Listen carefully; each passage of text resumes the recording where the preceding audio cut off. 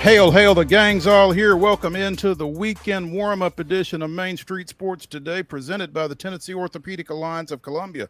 That's Wade Neely. I'm Maurice Patton, back here on a Friday afternoon, excited to be talking local, regional, and national sports topics for the next couple of hours with and for y'all. Wade, what's happening? What's up, Mo? Good to be with you. Good to see everybody on a Friday, and looking forward to a fantastic show here as we cruise into the weekend.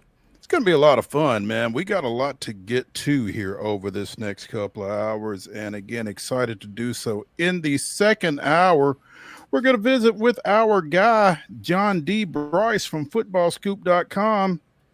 We'll take a quick look back at the first real week of college football and get you ready for week number 2.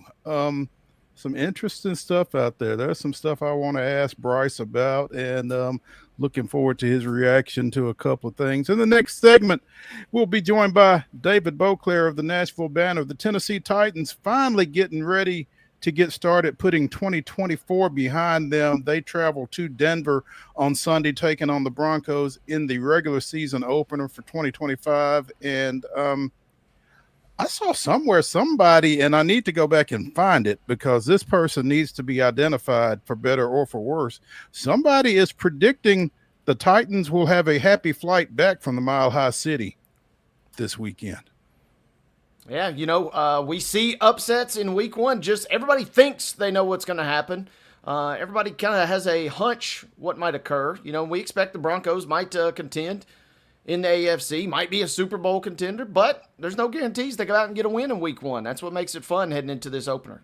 Absolutely. So we're going to talk to David about that, get his thoughts on that one here in the next segment. We'll also be talking a little WNBA. We'll be talking a little Major League Baseball. Got some Nashville Predators news to bring to you at the top of the second hour as we get into the grab bag as the U.S. Open also winds down.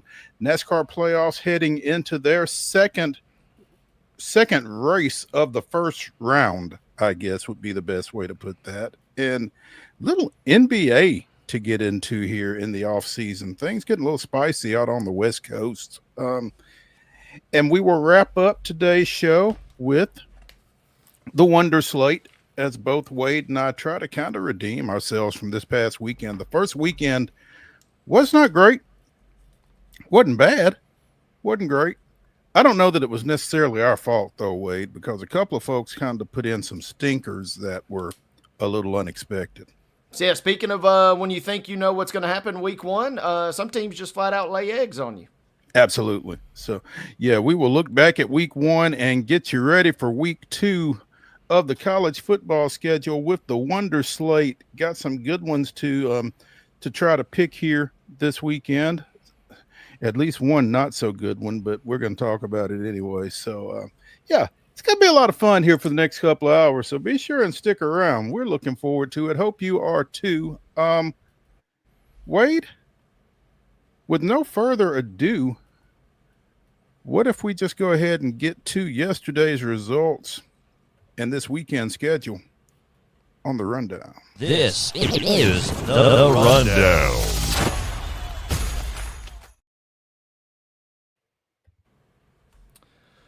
Lock and load, boys and girls. After my browser is frozen, we have thawed out and we are ready to load the rundown, starting with Thursday results, a game that was broadcast on Main Street Prep's Game of the Week coverage. Whites Creek improving to 3-0 for the first time since 2019 with a 46-14 victory over Mount Juliet Christian. Trousdale County all over Innovation Academy last night on the gridiron.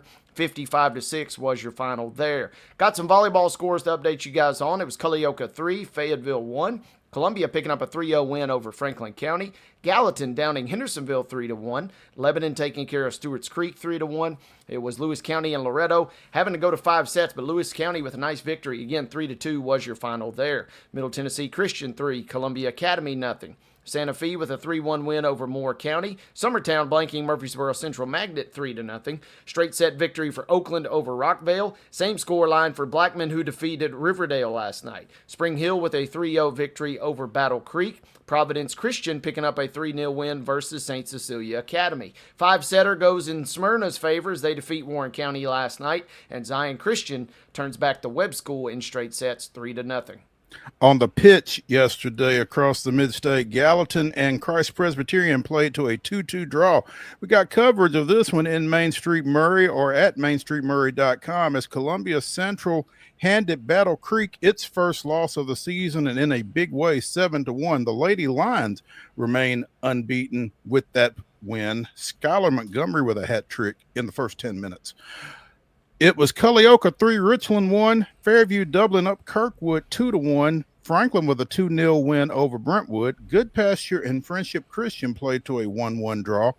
Antioch edged Laverne 2-1. It was Macon County all over Springfield 8-1. Montgomery Central all over McEwen 9-0. Siegel and Oakland scoreless draw. Columbia Academy 2, Providence Christian 0. Rockvale 2-1 over Blackman. It was Riverdale 6, Smyrna 0. Spring Hill with a 9-0 win over Marshall County. Zion Christian likewise against St. Andrew Swanee 9-0. Watertown with a 3-1 win over Canning County, and Merrill Hyde defeated White House 5-2. In Major League Baseball action on Thursday, the Yankees wrapped up that series against Houston with an 8-4 victory. Nashville Sounds, we talked a little bit about this one yesterday because it was an 11:05 start, but Norfolk defeated the Sounds 5-1 yesterday, ended Nashville's 6-game win streak. In the WNBA last night, Phoenix with a 75-69 win over the Mystics of Washington. It was the Las Vegas Aces 97, Minnesota 87. We'll talk about the significance of that one later in the show. We'll also talk about the significance of this one. Golden State 84, Dallas 80. And in the National Football League, Spit Happens was the headline I read somewhere. Philadelphia with a 24-20 win over the Cowboys. Yeah, classic Simpson style. Who spit first? We'll wonder for ages and ages just how that came to play last night. That one also went into a weather delay. Buckle up, folks, because high school football, make sure you're loaded up tonight. Some of these games have already been adjusted in terms of time. Some of them will get delayed inevitably, but here's your slate regardless. High school football kicking off as West Creek heads to Antioch this evening. Pearl Cone is visiting BGA. Henry County traveling to Beach tonight. Summit will be at Brentwood. Baylor traveling to Brentwood Academy. Innsworth on the road at Briarcrest Christian. Tupelo, Mississippi will make the trip up to Nashville to take on CPA. It'll be Stewart County at Cheatham County this evening. Grace Christian Franklin is on the road at Clarksville Academy. Davidson Academy is visiting Clarksville Northwest. Wilson Central on the road tonight at Coffee County. Dixon County visiting Creekwood this evening. Nashville Christian is at DCA. Franklin Christian is at Easel Harding. Hickman County's on the road at Fairview tonight. Mount Pleasant at Forest underway at 6:15, I've been told now. Again, a lot of these are going to get moved before the night is over, so buckle up. Shelbyville's on the road at Franklin tonight. MBA is at Franklin Road Academy. Mount Juliet visiting Friendship Christian this evening. Also on the slate, Centennial at Gallatin. Page is at Hendersonville. East Nashville will be on the road at Hillsboro. Waverly traveling to Houston County. Warren County visiting Hunters Lane. Columbia at Independence. East Robertson on the road at Joe Burns. Nolansville makes the trip over to John Overton. Kirkwood is at Kenwood tonight. Lipscomb Academy at Knoxville Catholic. Rockvale will be at Laverne. Giles County will be on the road tonight at Lawrence County. And Stratford will take on Lawson. The Cowbell game when Giles County goes to Lawrence County tonight. Other 7 o'clock starts, or so they are scheduled. Battle Creek is at Lincoln County. Lewis County goes to Loretto. Greenbrier plays at Macon County. Maplewood is hosting Cane Ridge. Father Ryan takes the trip down to Chattanooga, taking on McCallie. I assume that is a 7 o'clock Eastern start, 6 o'clock Central time there. Clarksville Northeast goes north to McCracken County of Kentucky. Lebanon is at McGavock at 7. Harpeth goes to Montgomery Central. Good Pasture is at Moore County. Columbia Academy goes north of Nashville, taking on Pope John Paul II. That's a 7 o'clock start. Springfield is at Portland. Grace Baptist out of Chattanooga travels to Providence Christian over in Murfreesboro. Big game as Green Hill goes to Ravenwood tonight at 7. Westmoreland is at Red Boiling Springs. This game has been moved to 6 o'clock. White House Heritage will play at Richland. Again, that's a 6 o'clock start. Blackman's at Riverdale at 7. Clarksville goes to Rossview at 7. That's the MyTV 30 Friday Night Rivals game this week. Oakland is at Smyrna. Glencliff is at Spring Hill. Stewart's Creek taking on visiting Siegel. Cascade is at Summertown. Liberty Creek goes to Sycamore. Eagleville faces Tennessee Heat. DeKalb County is at Watertown. Station Camp is at White House. And at 6, Creekside Christian Academy of Georgia travels to Zion Christian. Games that should take place tonight because they're played indoors. Volleyball action set to begin at 4 p.m. tonight as Siegel is going to meet Bob Jones, Alabama. Austin, Alabama will also take on Siegel right after the conclusion of that first matchup. Murfreesboro Central Magnet on the road tonight at 6 p.m. Battle Creek scheduled to visit Culleoka tonight also at 6. Closing our 6 o'clock contest tonight, Smyrna on the road at Shelbyville, and Summertown is at Zion Christian. Girls soccer action beginning at 4 p.m. this afternoon. Grace Christian Franklin is at BGA. Giles County is going to meet Cascade at 4:50, the rarely seen 4:50 start time over in East Tennessee at the Smoky Mountain Cup. Middle Tennessee Christian will be at Grace Baptist, that's out of Chattanooga, a 5 p.m. listed start time for us here. Republic is going to be at Kip Antioch Global at 5. McGavock at St. Cecilia Academy also at 5 p.m. this evening. 6:30 kickoff for Franklin County, who is at Martin Luther King. A 6:40 start time for Lafayette, Kentucky versus Father Ryan. St. Agnes Academy is going to meet Hume Fogg tonight at 8:30. Clarksville and Jefferson County will meet at that same 8:30 time slot. And Walton Verona out of Kentucky will meet Murfreesboro Central Magnet, a trio of 8:30 kickoffs set for tonight. Major League Baseball action set for tonight. Mariners at Braves. That game gets underway at 6:15 p.m. You can see it on FanDuel Sports South. And the Astros will visit the Rangers not too long after that at 7:05 p.m. Sounds are at Norfolk, continuing that series beginning at 5:35 this evening. Trio of WNBA games on the docket tonight. It'll be the Sky at the Fever at 6:30. It'll be the Sparks at the Dream also at 6:30. And at 9 p.m., it'll be the Liberty at the Storm. All of those games will be shown on ION. Load up YouTube at 7 o'clock tonight if you want to watch the Chiefs and the Chargers playing down in Sao Paulo. Should be a fun one as night number 2 of the NFL season rolls along. Volleyball action on Saturday morning. This is a 9:30 start as Christ Presbyterian faces Cleveland. Also at 9:30, Pace Academy out of Georgia is taking on Middle Tennessee Christian. Collierville will meet Riverdale. Carrollton, Georgia plays Siegel. Those are all 9:30 starts tomorrow. At 10:30, Enterprise out of Alabama faces Riverdale. At 11, it's Pleasant Valley of Alabama and Siegel. Also at 11:30, Arab, Alabama, or Arab, takes on Middle Tennessee Christian. At 12:30, it's Cherokee County of Alabama and Riverdale. Also, Oxford of Alabama playing Middle Tennessee Christian at 1:30. And at 1:30, James Clemens out of Alabama faces Siegel. Girls soccer action tomorrow. This is a 9 o'clock first touch as Holy Cross of Kentucky and Clarksville will match up. Also at 9 o'clock, Green Hill takes on Lakeway Christian. At 10:50, Murfreesboro Central faces Kingston. At 12:40, it's Giles County and Loudoun. Also at 12:40, Boone County, Kentucky, and Portland will play each other. At 2:30, it's Green Hill and Daniel Boone. At 4:20, Bowling Green out of Kentucky takes on Father Ryan. Also at 4:20, Murfreesboro Central and Knoxville Halls. And Halls of West Tennessee. Whoa. Okay, so Murfreesboro Central and Halls are playing. I'm not sure if it's Knoxville Halls in Knoxville or Halls out of West Tennessee. So stay tuned. Check your local listings. 6:10, Portland and David Crockett. Also Murfreesboro Central and DeKalb County. Also at 6:10, Connor out of Kentucky takes on Hume Fogg. And at 8 o'clock, it's Giles County and Coffee County. College football action coming your way tomorrow beginning at 1:30 on ESPN+. North Dakota State will be at TSU over at Nissan Stadium. Should be a fun showdown there here in the Music City. Austin Peay is going to look to get its third ever FBS win at 2:30.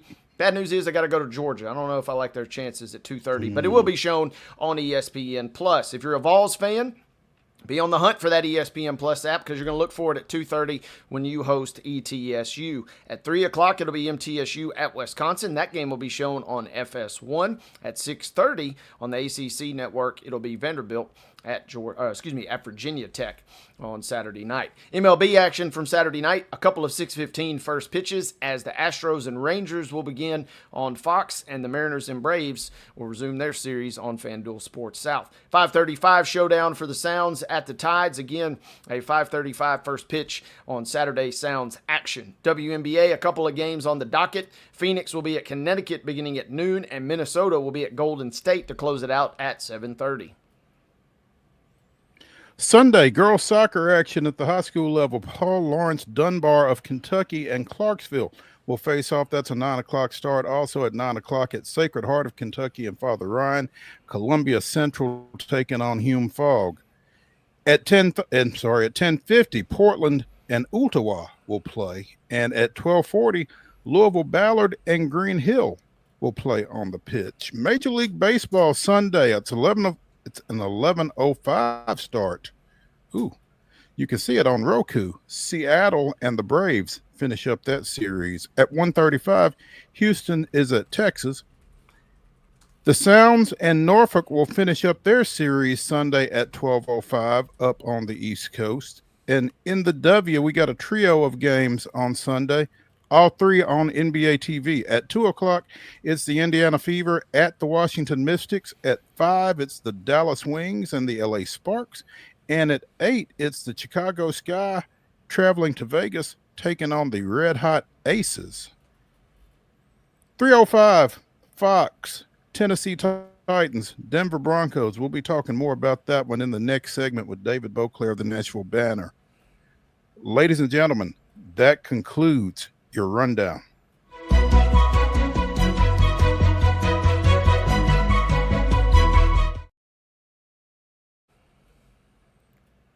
By the fine folks at Piggly Wiggly and Neely's Mill in Columbia. Be sure and check out their delicious daily deli lunch options available from 11 a.m. until 6 p.m. Also, their hand-cut meats and everything is cost plus 10% at the cash register. Piggly Wiggly, Neely's Mill, Columbia, bringing you our top story. And this is a three-parter, all coming from the WNBA. We mentioned the Golden State Valkyries 84-80 win over the Dallas Wings last night in WNBA action. With that victory, Golden State became the first WNBA expansion team to clinch a playoff berth in their inaugural season. Golden State 5 games over 500 at 23-18. They've got 3 regular season games remaining. 2 of those are against the world-beating, league-leading Minnesota Lynx. But Golden State is assured of a berth in the league's 8-team postseason. So congrats to the Valkyries. Again, first expansion team to get into the playoffs in their inaugural year. That's a pretty big deal. Yeah, big deal, and it shows, that things can kind of turn in the blink of an eye. And, we talked about it, that they were kind of loading up. They don't necessarily have the classic kind of vibe of a expansion team. They seem to hit the ground running. They hire Coach Natalie Nakisi, and she kind of comes in and immediately sets the culture. I mean, coming from a strong background, obviously, as a player, but then also coming in as a longtime assistant with the Aces. So you got some instant credibility hiring her. You make some shrewd moves, and they just seemingly played well all season long. Had a bit of a lull maybe about a month and a half ago, where, you're kind of hovering right around that cut line of maybe missing the playoffs. But they benefited greatly from the Mystics kind of falling off the face of the earth after their great start. And then they kind of have just gotten better over the last 3 to 4 weeks. This has been a fun little story throughout their inaugural season. Yeah, and their fans have really responded. They lead the league in attendance with 18,064, and they have had a sellout for each of their home games. So, again, great atmosphere out there, obviously, great fan support, and the team has lived up to the hype, again, earning a WNBA playoff berth in their first season of existence. Again, congratulations to the Valkyries. something new, something old. The Aces with a 10-point win over the Lynx last night as Asia Wilson scores 31. That was Las Vegas's 13th straight victory. We revisited yesterday on Throwback Thursday our conversation with Willie G. Ramirez from last week, and the Aces have been on a heater, and it doesn't show any sign of slowing up anytime soon. Asia's 31 points again was the 12th time this year she scored 30 plus, which ties a league record, and they've jumped on her back, man.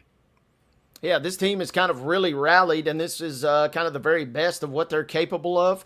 Talk about a team that did not find its way until virtually there was almost no time remaining. Again, about a month ago, we're wondering if this team is maybe even going to make the playoffs. In early August, we're speculating they might fall out of the equation. Now, all of a sudden, it won't happen. But they're still alive, hypothetically, for the 1 seed, and they have an absolute cakewalk of a schedule with 2 games against the Sky, and then they got the Sparks to close things out. Sparks could be battling, but also likely to be eliminated at that point, so they could really be rolling heading into the postseason. And last night, taking care of a team that, had absolutely embarrassed them in their last meeting. We talked about it a lot during that combo with Willie. We saw the absolute best, and we're seeing the absolute best of what this team can be, and they have really seemingly single-handedly kind of made this WNBA season a little more fun, because for the longest time, all season long, it has felt like we're just marching toward the inevitable that the Lynx are going to cut down the nets. Now, all of a sudden, we at least got a little something to think about heading into the postseason. Yeah, we got a little something to think about. The Lynx have a lot of something to think about, I think, and meanwhile, the Indiana Fever has something to think about as well. Caitlin Clark yesterday confirmed she will not be returning to the court this season. I'd hope to share a better update, but I will not be returning to play this season. I want to thank everybody who had my back through all the uncertainty. This is incredibly frustrating, but even in the bad, there is good. The way the fans continue to show up for me and the Fever brought me so much joy and important perspective. Clark played, I think, 13 total games this season, obviously battling a series of injuries and just has not been able to get back on the floor. And meanwhile, the Fever in play for one of those last playoff spots. But if they get in, they're going to literally limp in without Caitlin Clark. Yeah, and that's the thing, right? I mean, their remaining schedule, they're probably going to be safe. First of all, they got the Sky tonight, which, is a borderline automatic dub at this point. But you got the Mystics right after that. Yes, you close with the Lynx, which certainly won't be an easy game. But meanwhile, one of your teams that you're really duking it out with is the Sparks. Unless the Storm just go in free fall mode here, you're really just talking about a 2-team race. Sparks got to play the Dream and the Mercury in 2 of their last 3 games. So no matter how you slice it or dice it, Indiana, playoffstatus.com puts them around 50% to get in. Maybe give them a bigger bump just because of the schedule I just gave you guys. But either way, does not feel like they'll be around very long, and it does not feel like the eyeballs will be there in any capacity, because that is devastating news. They had hoped to at least get her back for the postseason. Yeah, tough news for everybody involved, for her, for the Fever, and for the league as a whole. So Caitlin Clark out for the remainder of this season, such as it is for the Indiana Fever. Let's take a break here as we continue with the weekend warm-up edition of Main Street Sports Today, presented by the Tennessee Orthopedic Alliance of Columbia. When we come back, we'll be joined by David BOCLAIR of the Nashville Banner, talking little Tennessee Titans. Stay tuned.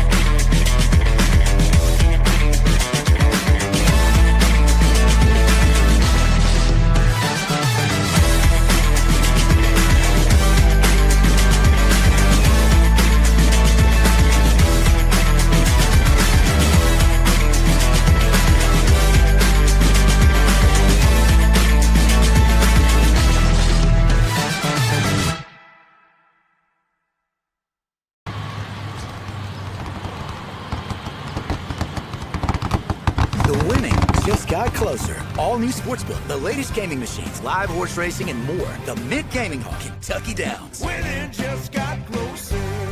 Deep in a forest at Nashville Zoo, new creatures here for you to view. Phantoms graced in black and white swing high in trees of dappled light. In rocky crags, tall and steep, small antelopes with nimble feet. A wise old man with beard of white, a sentry perched on stony height. Amidst it all, a hunter lies, with coat of gold and steely eyes. A new adventure just for you. Leopard Forest at Nashville Zoo. Open now. Busy bee, yeah, busy bee. If you need Hold on, y'all, hold on. I need to make a call.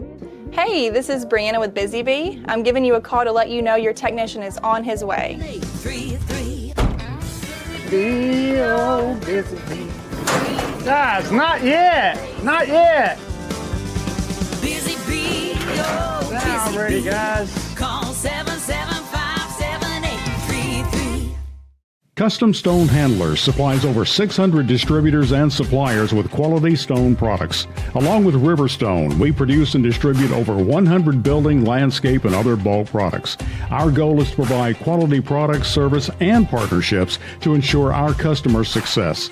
We firmly believe the measure of any person or company is how you treat other people and customers. Give them a call at 931-490-4990 or visit CustomStoneHandlers.com.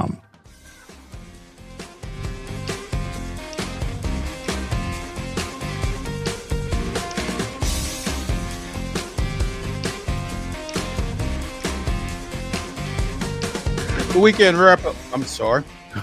The weekend warm up continues here on Main Street Sports Today, presented by the Tennessee Orthopedic Alliance of Columbia. I'm Maurice Patton. That is Wade Neely. Joining us now from the Nashville Banner, veteran sports writer David BOCLAIR, as we get set to talk a little Tennessee Titans. David, good afternoon. Oh, we don't have David. My bad. I thought I saw him in the queue. Pump fake. Well, yeah, no doubt. Oh, and defensive back big time. Hey, I do want to, though, revisit something that I mentioned in the opening segment talking about the Tennessee Titans. I mentioned that I saw somewhere someone predicting the Titans would knock off Denver in this Sunday opener. Well, it's Garrett Podell of CBSSports.com. Now, I'm not familiar with Garrett, but he's convinced, despite all the numbers that dictate otherwise, and he lays them all out to his credit. The last 16 quarterbacks to go with the number one overall pick are 1-14-1 in their career opener. Caleb Williams last year being the sole winner, and I believe that was against the Titans, wasn't it, Wade? That's correct. In Chicago. Yeah. Okay, so there we go.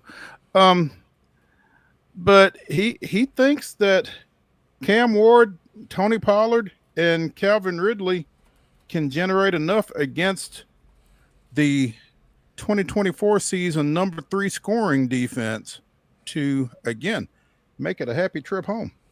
So, interesting. Hey, I mean, no guts, no glory, and all that other stuff, right?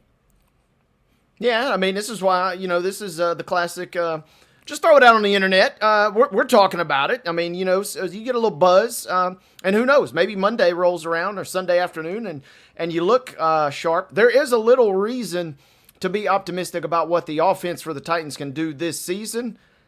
Not quite buying that hype versus, a team that had 2 arguable finalists for the Defensive Player of the Year last year. They have a tall order to go, but this is the one benefit or the one kind of reason maybe when you bring in a coach like Brian Callahan is you kind of, much like his last name counterpart for Nashville Soccer Club, you're going with a high variance in terms of your offensive strategy. The old Titans, whether you're talking about Wisenhunt, you're talking about Vrabel, etc., you kind of have that mid kind of cap on what your offense can produce. And to beat an elite defense like Denver, you need to kind of have a real high variance offensive strategy. They have the guys and they have the coaching staff in place. Don't know that they'll be able to pull all that together, but it'll be interesting to see how they do and how they kind of improve as the season goes along. Yeah, it's going to be. You feel like it's going to be a work in progress, and understandably so.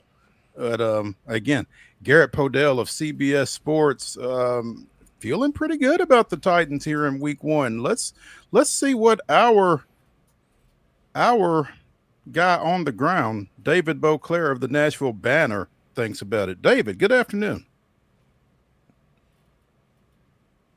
We can't hear you, David. You're on mute, David. He's rolling in. There we are. There we go. Okay. Sorry I'm running a little late today. Got caught up in a meeting. Oh, enough said. We appreciate you getting in, man.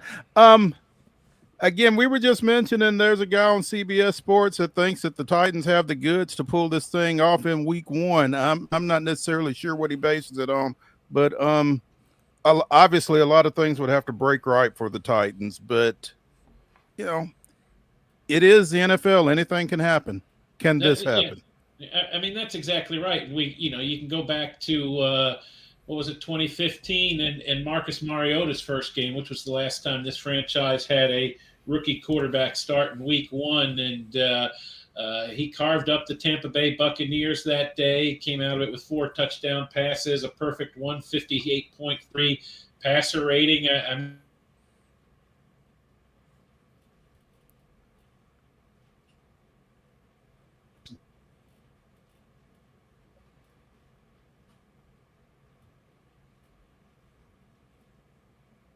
This feels like a really, really tall order to me for the Titans. I think if they're going to win this game, Cam Ward, the likelihood that Cam Ward is the impetus of it or the big part of it, it seems unlikely to me. It's more likely they're going to have to score on defense and or on special teams, something like that. They're going to have to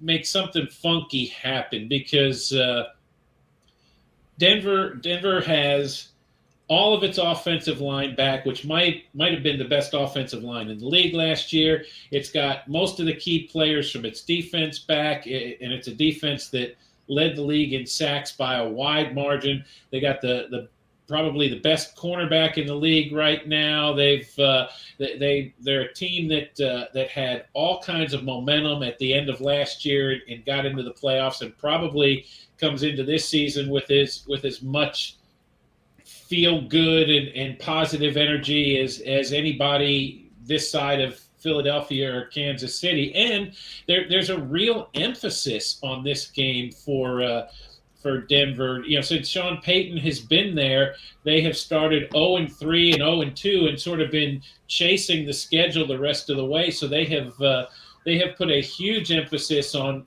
trying to get out of the gate fast this year, and being at home against a team with a rookie quarterback starting, I'm sure gives them a lot of reason to think that they can get out of the gate fast this year.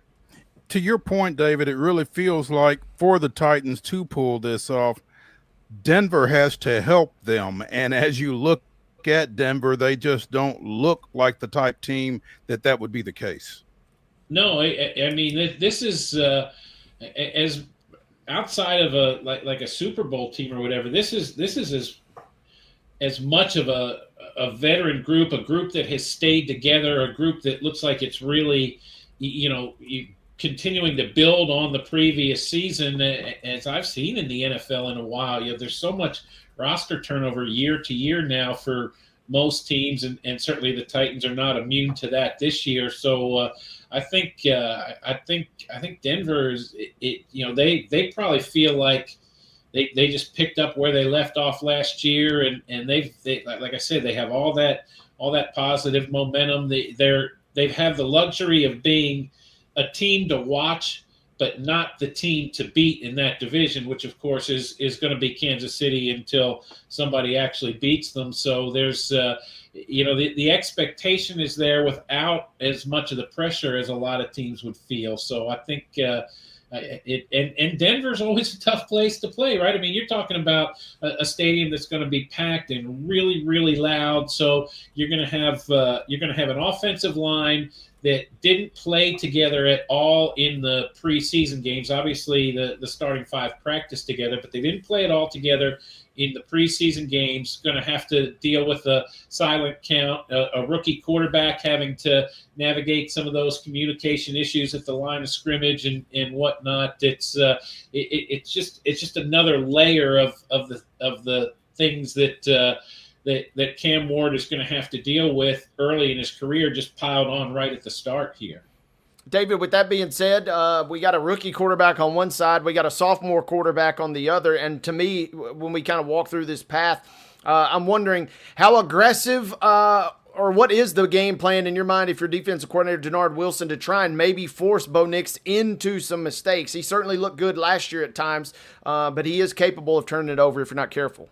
Yeah, I think, we saw with Denard Wilson last year that he's pretty consistent in how he goes about this thing. If you're in third and manageable, he's gonna come with some blitzes and do some things, but he would rather the big challenge here is Denard Wilson loves man-to-man coverage, right? And you saw some of it last night early on in the Philadelphia-Dallas game. It's the classic tale, right, of when guys are covering man-to-man, their backs are turned to the quarterback starts running, he's got all sorts of room to go. I think the real key for the Titans is going to be that front four, the four-man rush, and sort of as Mike Vrabel used to talk about it, the mush rush, where it's going to be more important, I think, to stay in your particular rush lane, not give him areas to exit the pocket so much as it is to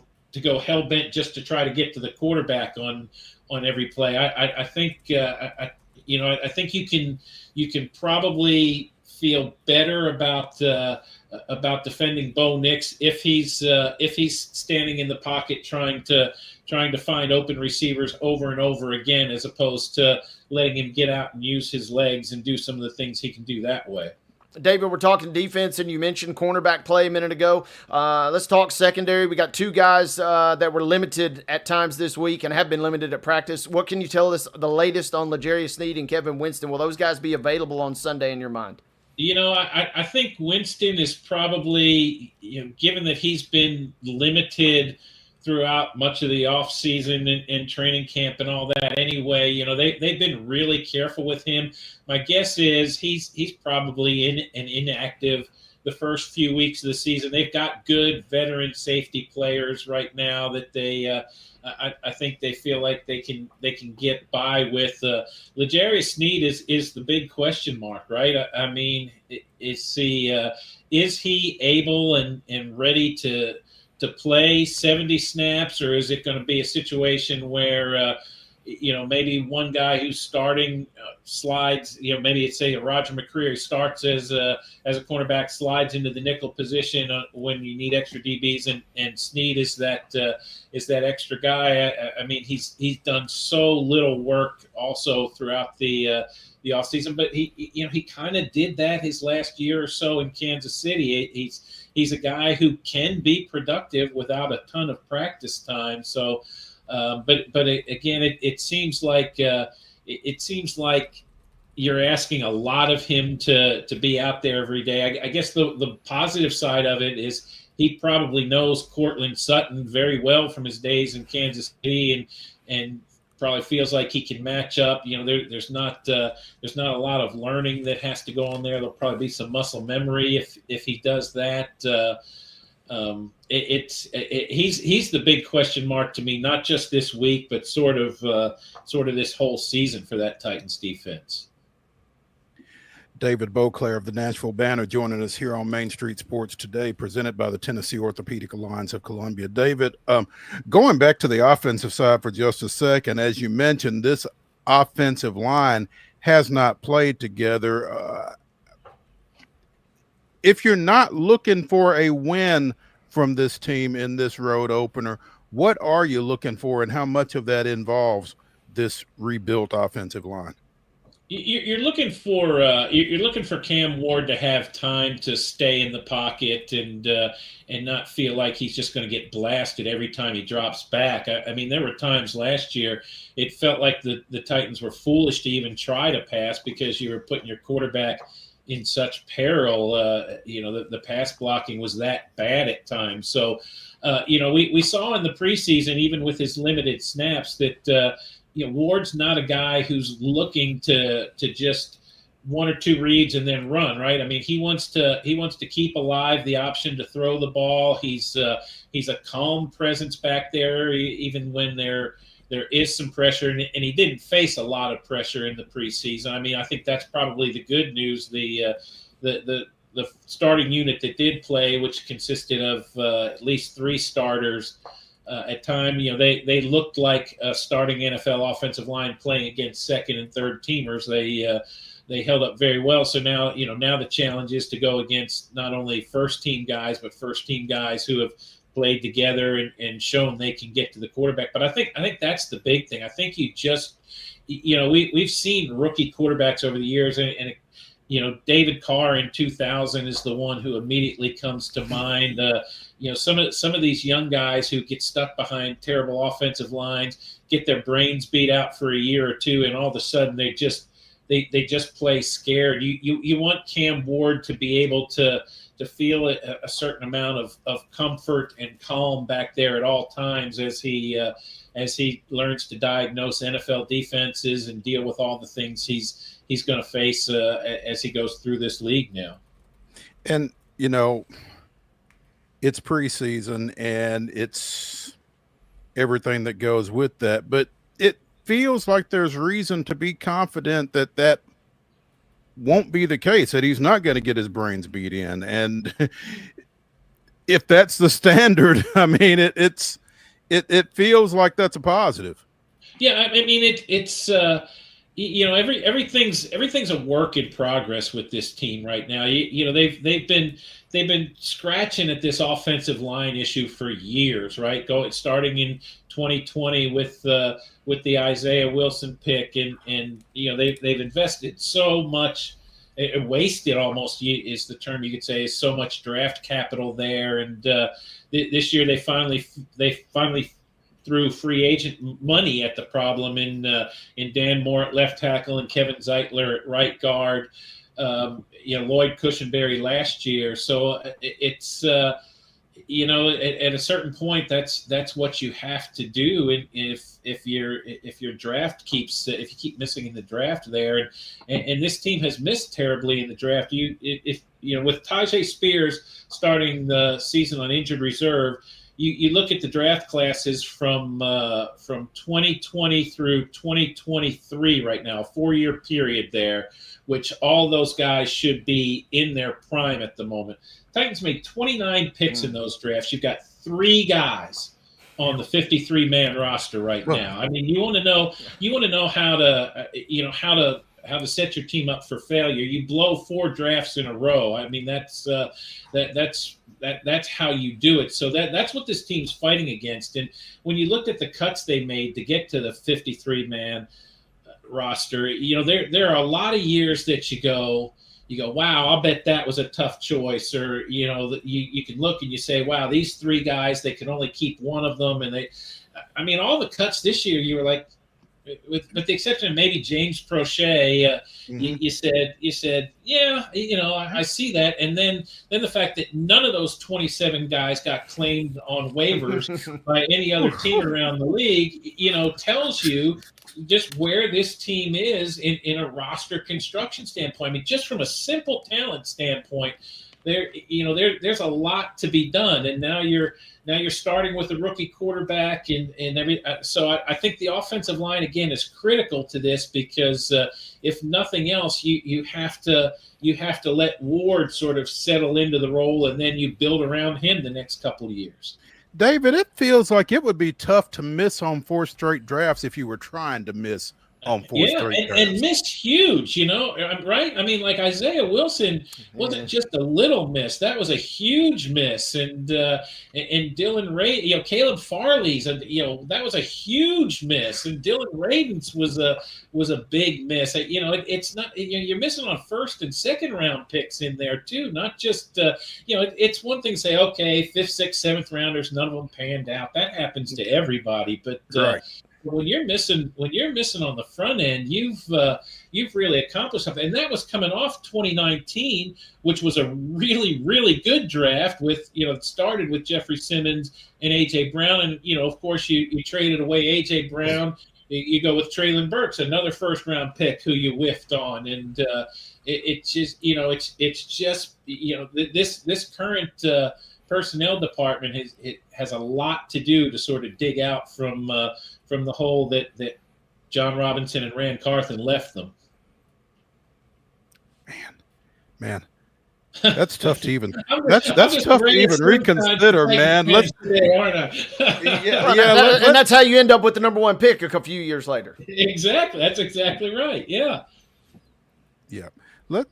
I think we should get Garrett Podell on. I think I like listening to Garrett Podell better than I do to David seriously.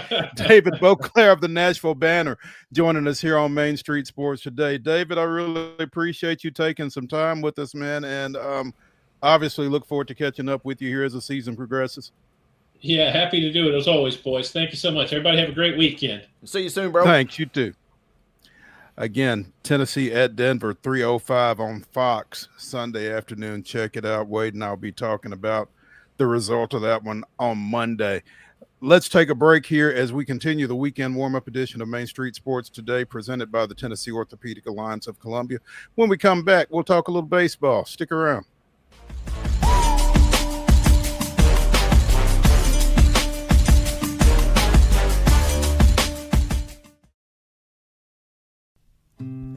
Columbia Power and Water Systems is dedicated to bringing our customers reliable, local service. Whether you're turning on a light switch, your faucet, or streaming on TV, our dedicated team members from here in Murray County work every day to keep you on. If you need us, call us 931-388-4833 or visit cpws.com. CPWS, local service, local support.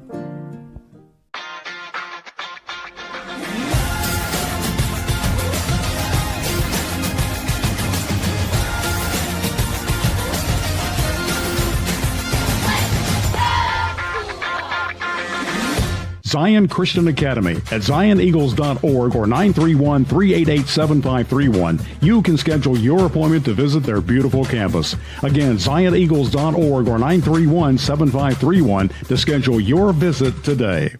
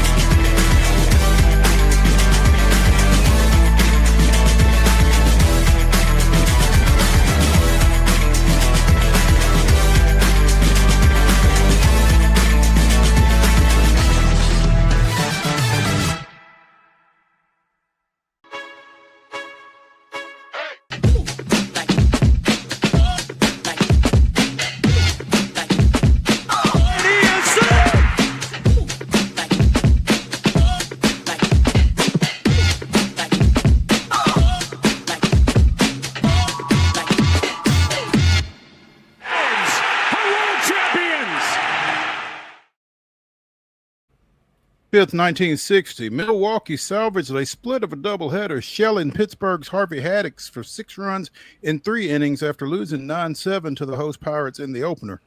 Pittsburgh did get 2 innings of scoreless relief out of Diomedes Olivo as the 41-year-old made his major league debut and became the oldest rookie in National League history. Chuck Cottier went 3 for 4 with 3 RBIs and scored twice out of the 8-hole for the Braves in the victory. That was this day in Braves history. 41-year-old rookie. Can you imagine? I mean, Jim Morris was old, but I don't think he had cleared 40. That's some stay with it right there, right? Yeah, you get the rookie paycheck and the AARP benefits all in one. I like it. Braves open a series at Truist Park against the visiting Seattle Mariners, and they will do it tonight without Ronald Acuna, who is sitting down.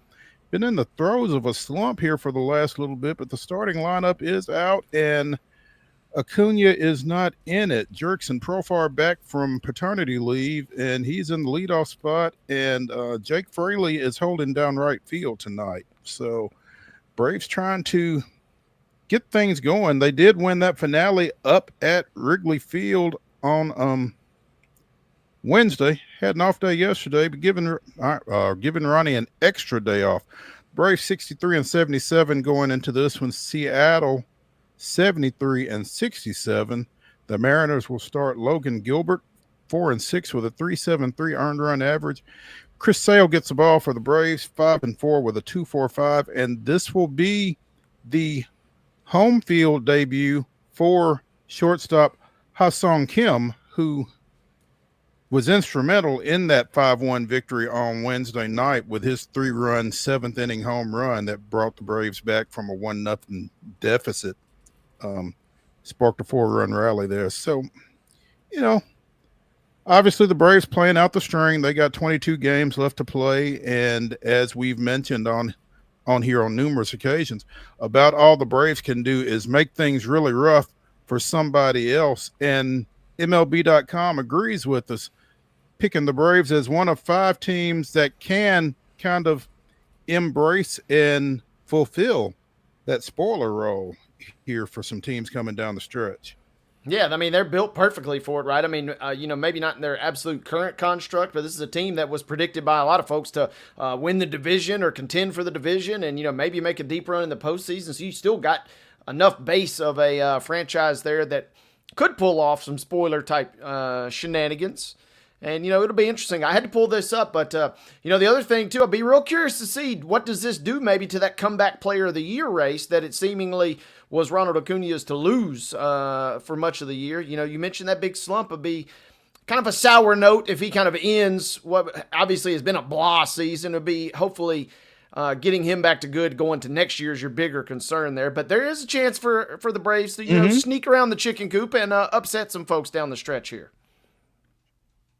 What are those comeback player of the year prospects looking like, Wade? I hadn't even checked that out. Is he? Latest from Oddsopedia. Take this for what it's worth. I'm not even familiar with this site, but their projections in mid-July, Acuna was minus 1,100. I mean, he was absolutely running away with this award. But also, you got guys to contend with like Alcantara, who's in the mix. Christian Yelich in the mix. So I haven't seen any updated odds.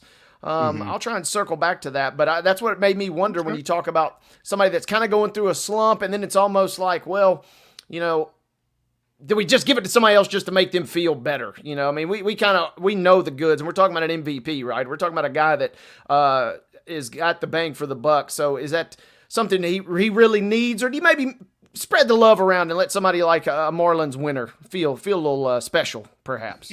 Yeah, absolutely. Again, Braves Marlins tonight, 6:15 first pitch. Yankees with an 8-4 win over Houston last night to wrap up that series. Carlos Rodon, 6 innings, 3 strikeouts, picks up the win. He is one of 2 16-game winners in the majors right now, joining Freddie Peralta from Milwaukee with 16 wins. Jordan Alvarez with 4 hits and a homer in the losing effort for the Astros. But some interesting gamesmanship, chicanery, Aaron Boone being Aaron Boone, pick one. The Yankees requested to have Taylor Trammell's bet checked during last night's game. The umpires took a look at it.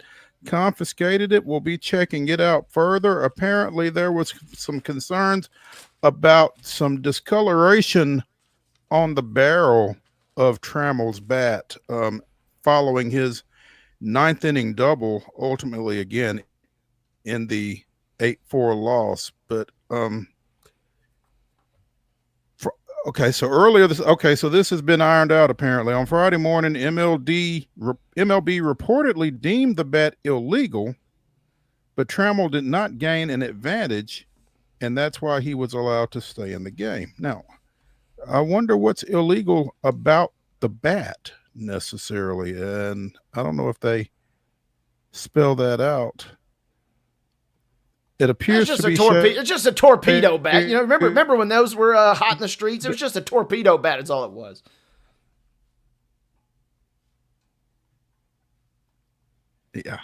Yeah, that's interesting stuff. The Yankees and the Astros are having postseason aspirations and could get together once again. Imagine that this will, raise its ugly head once again, should that be the case. But Yankees called Taylor Trammell's bat into question last night. It got taken from him. So dude's got to use another bat now. Guys don't like that.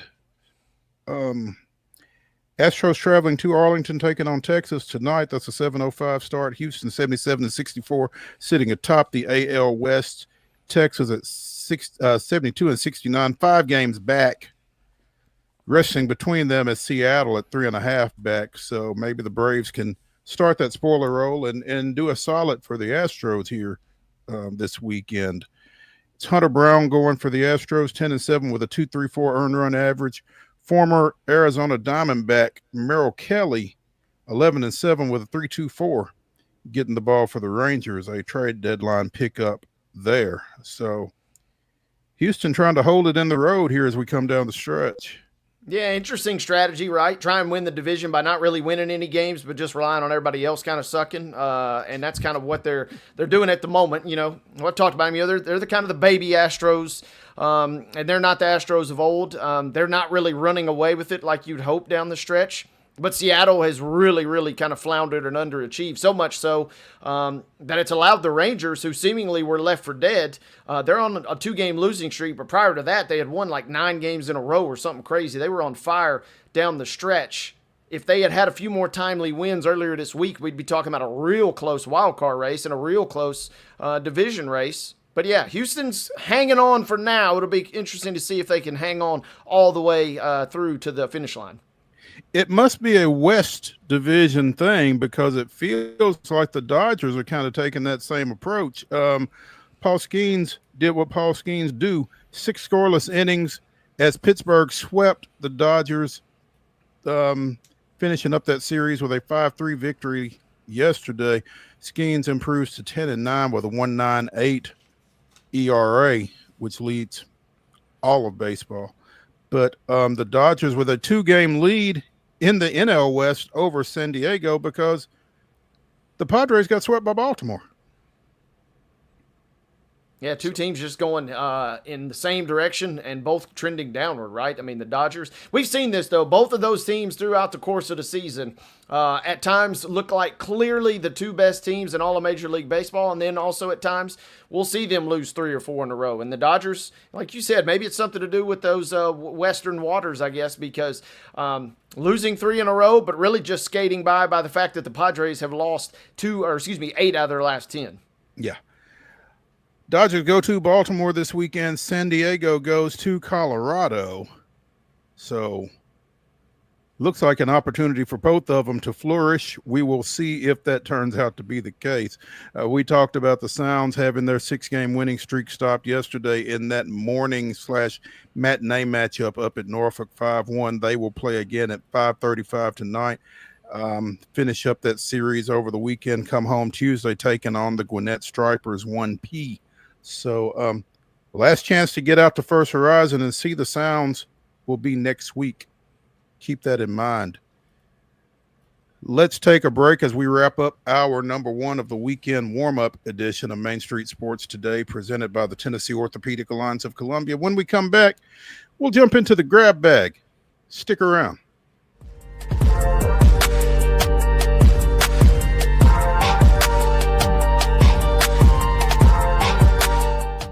Jones & Lang Sporting Goods here in Columbia has been outfitting teams, officials, and anybody else from T-ball to college for 50-plus years. Be sure and check them out at 931-388-8060 or online at jonesandlang.com. Jones & Lang Sporting Goods, the look of a winner. Zion Christian Academy at zioneagles.org or 931-388-7531. You can schedule your appointment to visit their beautiful campus. Again, zioneagles.org or 931-7531 to schedule your visit today.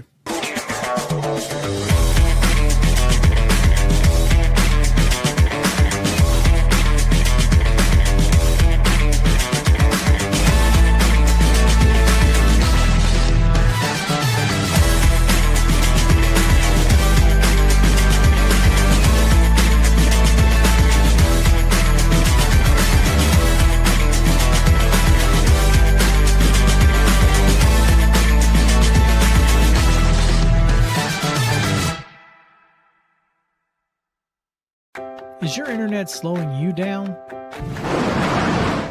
It's time for an upgrade. Whether you're at home, working from your home office, or at your business, it's time to unleash the speed you need with speeds up to 1 gig at CPWS for as low as $70 a month. Give us a call, 931-375-7777. Local service, local support, CPWS. Piggly Wiggly, located in Neely's Mill Shopping Center, is Columbia's locally owned and operated Cost Plus 10 grocery store dedicated to serving the community with low prices and smiling faces. Piggly Wiggly offers fresh, hand-cut meats daily as well as daily hot plate lunches from their deli counter. You're certain to see smiling faces and a helping hand when you're here at Piggly Wiggly. Come by and check out our fresh produce, high-quality meats, and more. Down home, down the street, we'll see you at the Pig.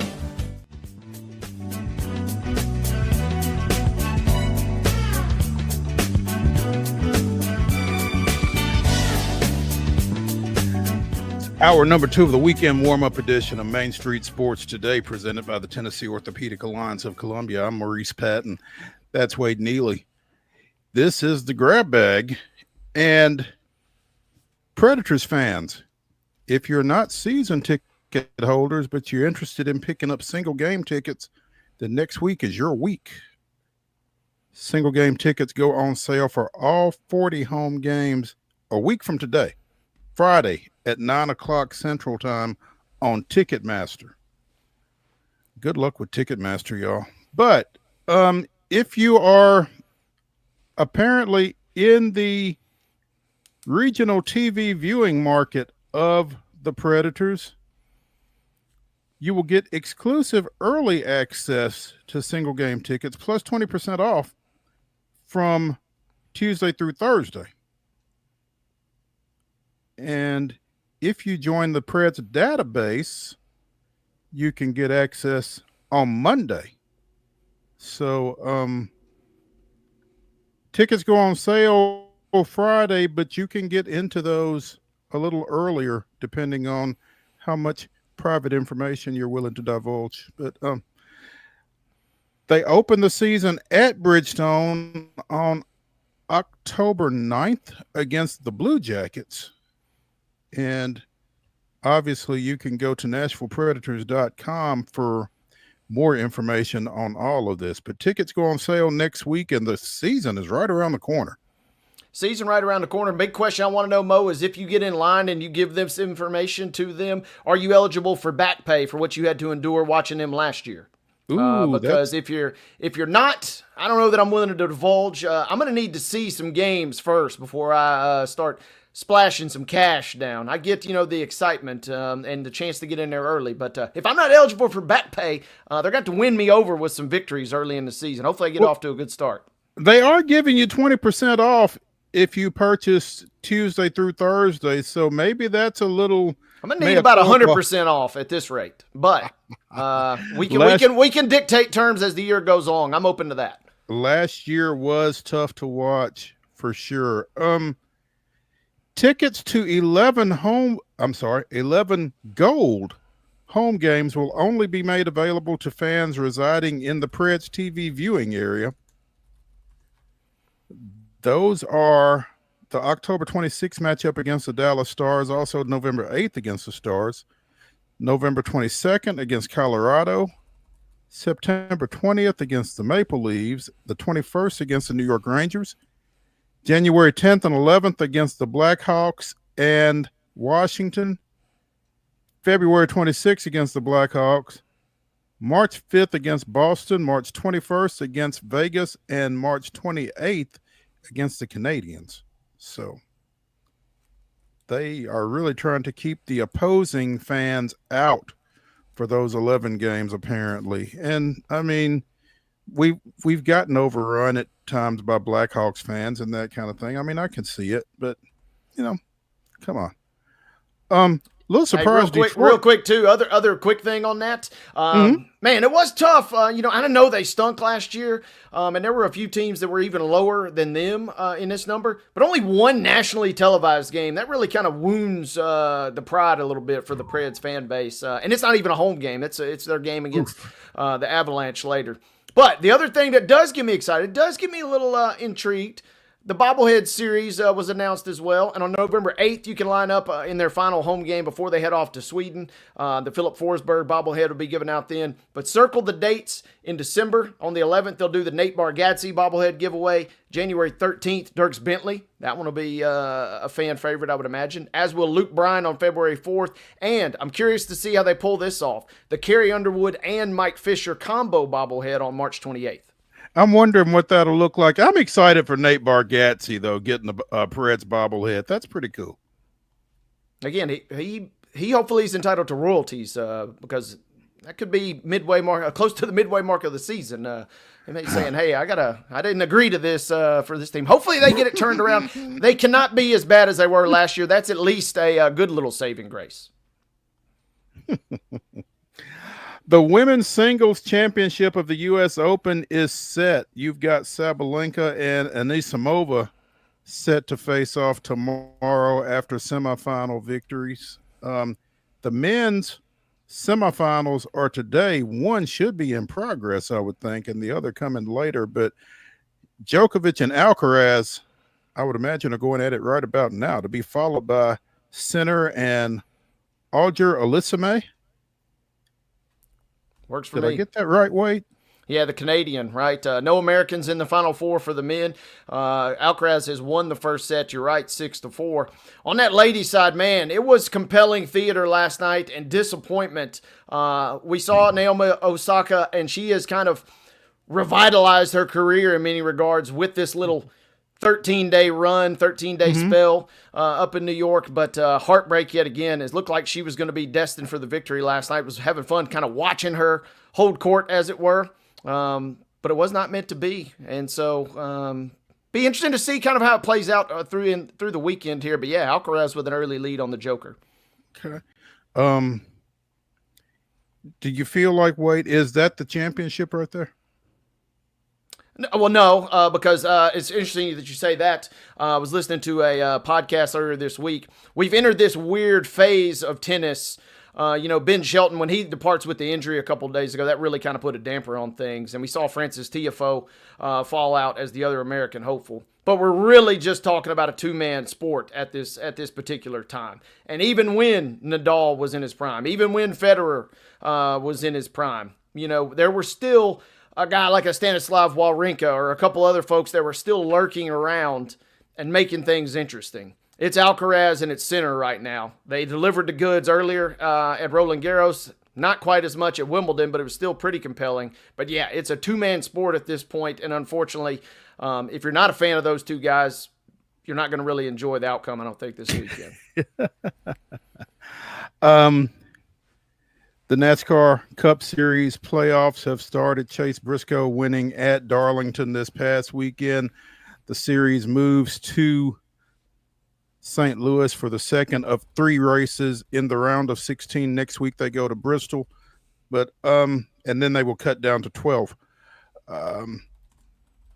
picking Heather Williams' brain earlier today. It feels like Hendersonville's Josh Berry really needs a good show this weekend to give himself a chance to advance here. But the playoffs continue again this weekend up at St. Louis. And, it feels like we're primed for a little drama. It feels like we're primed for a little theater. Hopefully NASCAR delivers the goods. It's been a fun season, even following from very much from afar from my vantage point here. But be nice to see Barry kind of get in the mix. Yeah, give the local folks a little something to cheer about. We saw, a little local flair at the Music City Grand Prix. Let's see if we can get the same for a local guy here as we trend down the stretch of the NASCAR scene. That would be pretty cool. Again, as you mentioned, Newgarden getting the win out at Gladeville week and a half ago. And yeah, if Josh could come up with something in advance, that would be nice for the Hendersonville folks as well, I'm sure. Wade, you are way more in tune. Wade, are you there? Mark, did we lose Wade just up out of nowhere?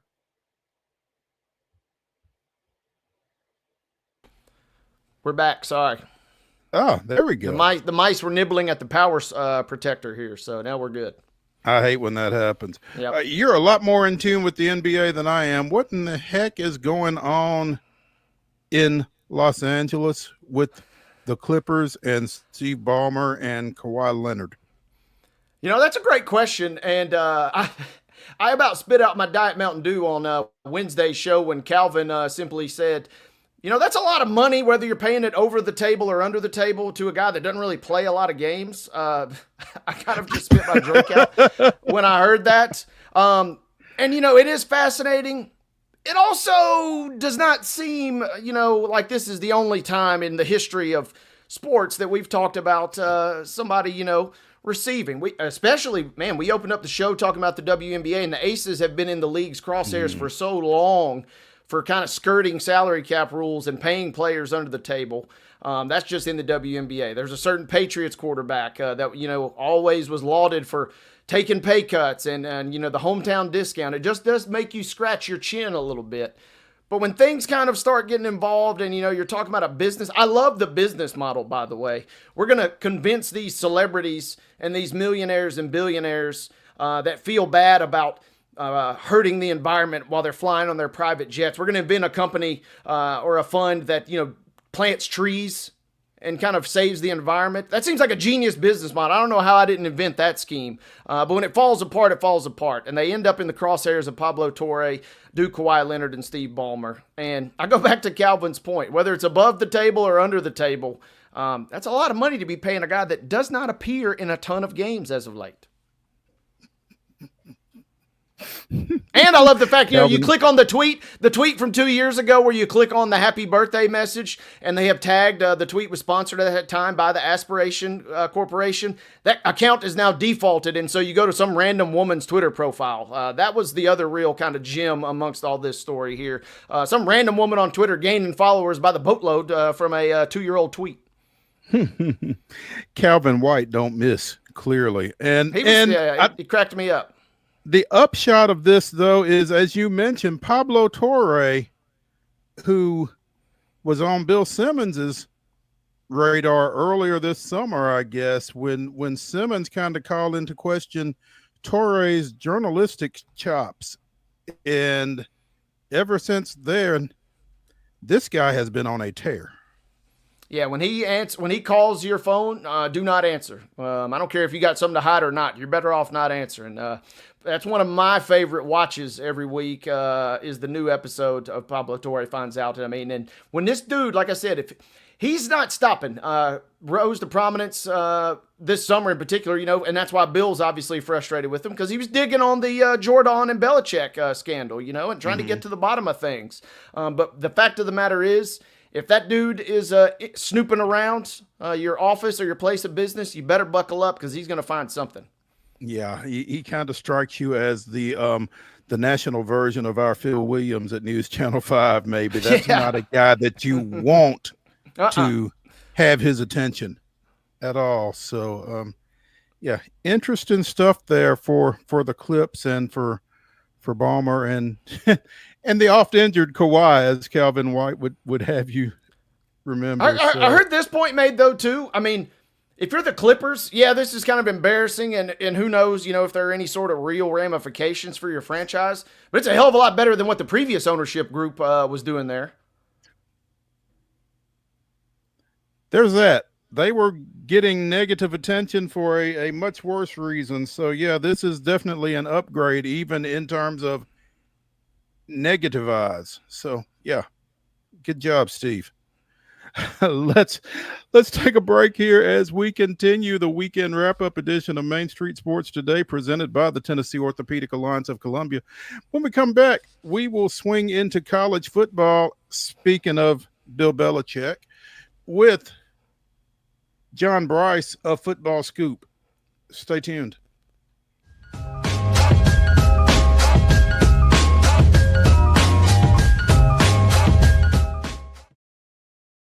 Deep in a forest at Nashville Zoo, new creatures here for you to view. Phantoms graced in black and white swing high in trees of dappled light. In rocky crags, tall and steep, small antelopes with nimble feet. A wise old man with beard of white, a sentry perched on stony height. Amidst it all, a hunter lies, with coat of gold and steely eyes. A new adventure just for you. Leopard Forest at Nashville Zoo. Open now.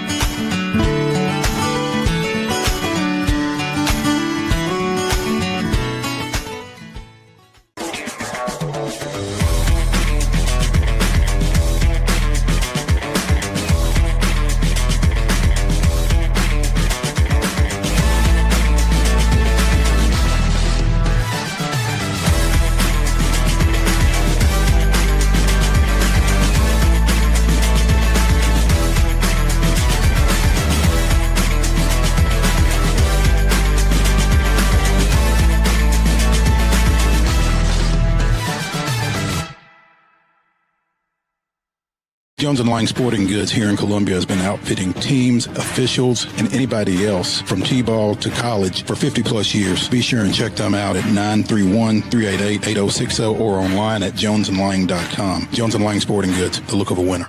Piggly Wiggly, located in Neely's Mill Shopping Center, is Columbia's locally owned and operated Cost Plus 10 grocery store dedicated to serving the community with low prices and smiling faces.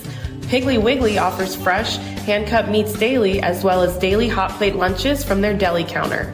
You're certain to see smiling faces and a helping hand when you're here at Piggly Wiggly. Come by and check out our fresh produce, high-quality meats, and more. Down home, down the street, we'll see you at the Pig.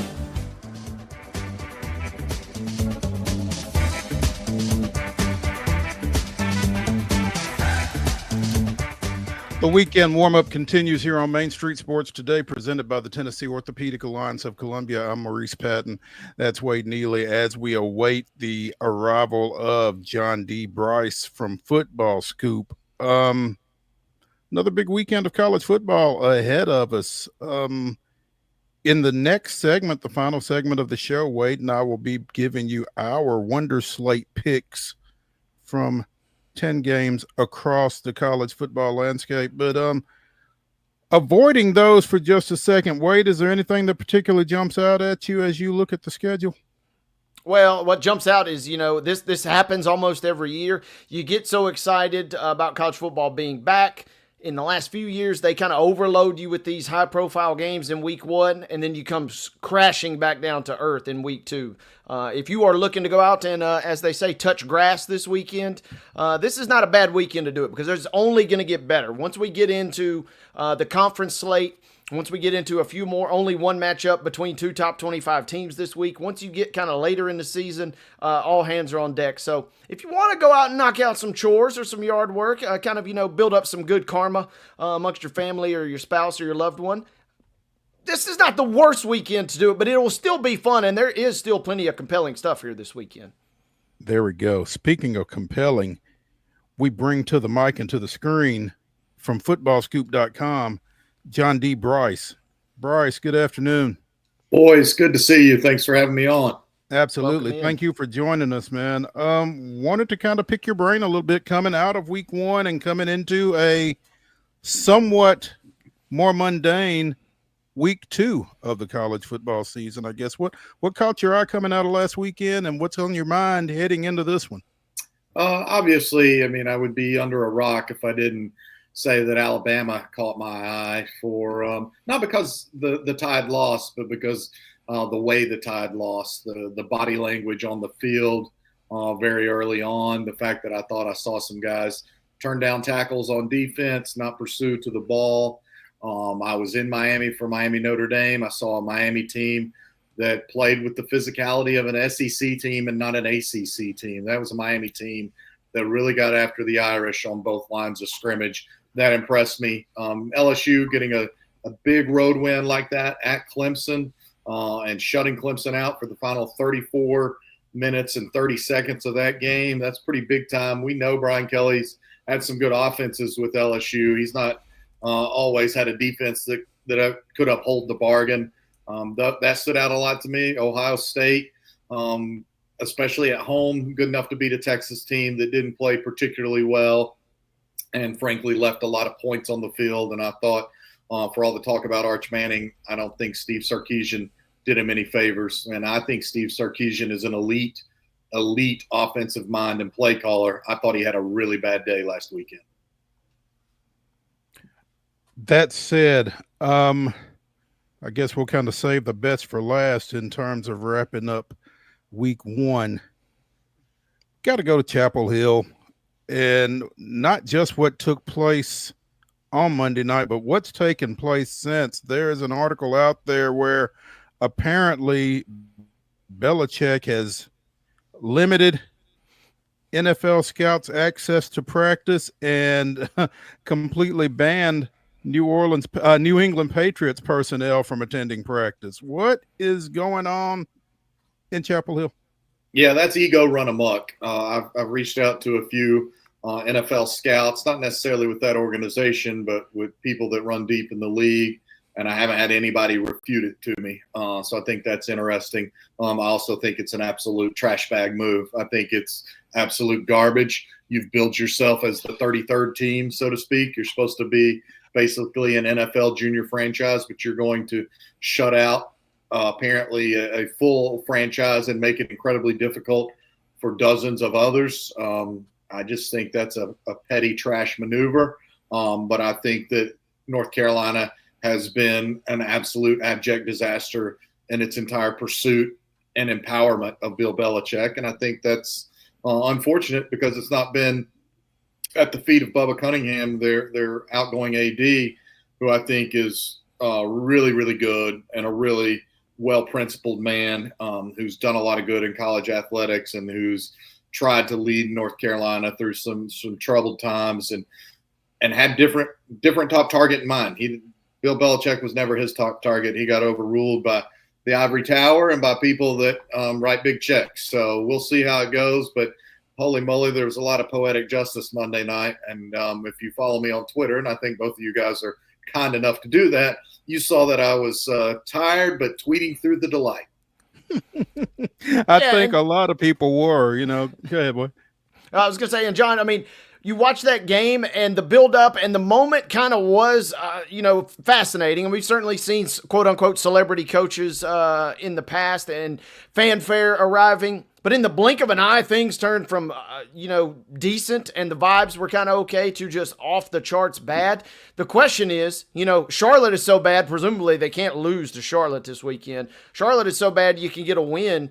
Is this thing even remotely salvageable in terms of trying to build any sort of camaraderie going forward for this team in your mind? Yeah, it's tough to say camaraderie. I'm not in the locker room, so I don't know if those guys are just bad football players who like each other or if they're good football players who don't like each other. And I think there's a big difference there. I would tend to think that a lot of those guys are over-rostered. And what I mean by that is they added, 73 new people, something like that. I've written about it. I know it's basically the second most extensive roster flip in college football history, behind Deion bringing 84 new bodies into Colorado a couple of years ago. I think North Carolina's number 2 for most all time. But they got a lot of guys that were FCS or G5 and guys that were still in the portal. And so, and I'm not knocking those guys. Like they're taking advantage of an awesome opportunity, and they're playing for a global brand in North Carolina, not from a football standpoint, but just that Tar Heel logo is known around the globe. And so that's pretty dope for those kids. But I don't think there's a bunch of great football players on that team.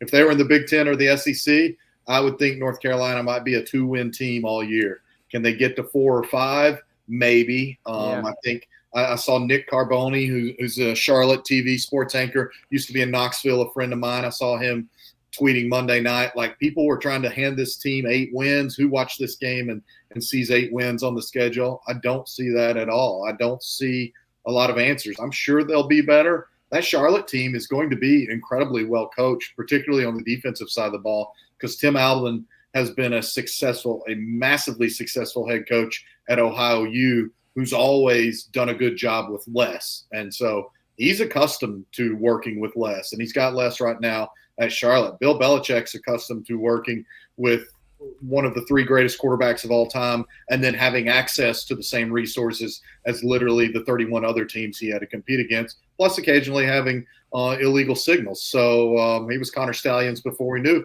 Connor Stallions taping those walkthroughs. Allegedly on both counts. The Michigan Wolverine and me wants to point out there. No, I'm sorry, but no. I'm going to pick Michigan this weekend, Wade. Now, I'm not saying allegedly on Connor damn Stallions.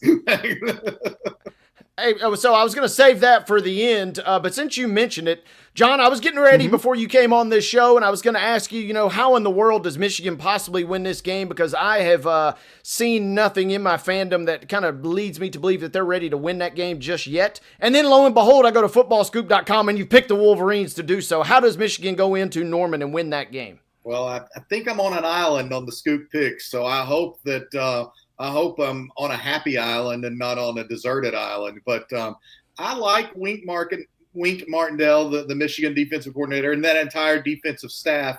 And I don't think John Mateer, for all the numbers he's put up, I don't think he's seen many defenses as physical, athletic, or as potentially confusing and complex as what Michigan has the ability to throw at him.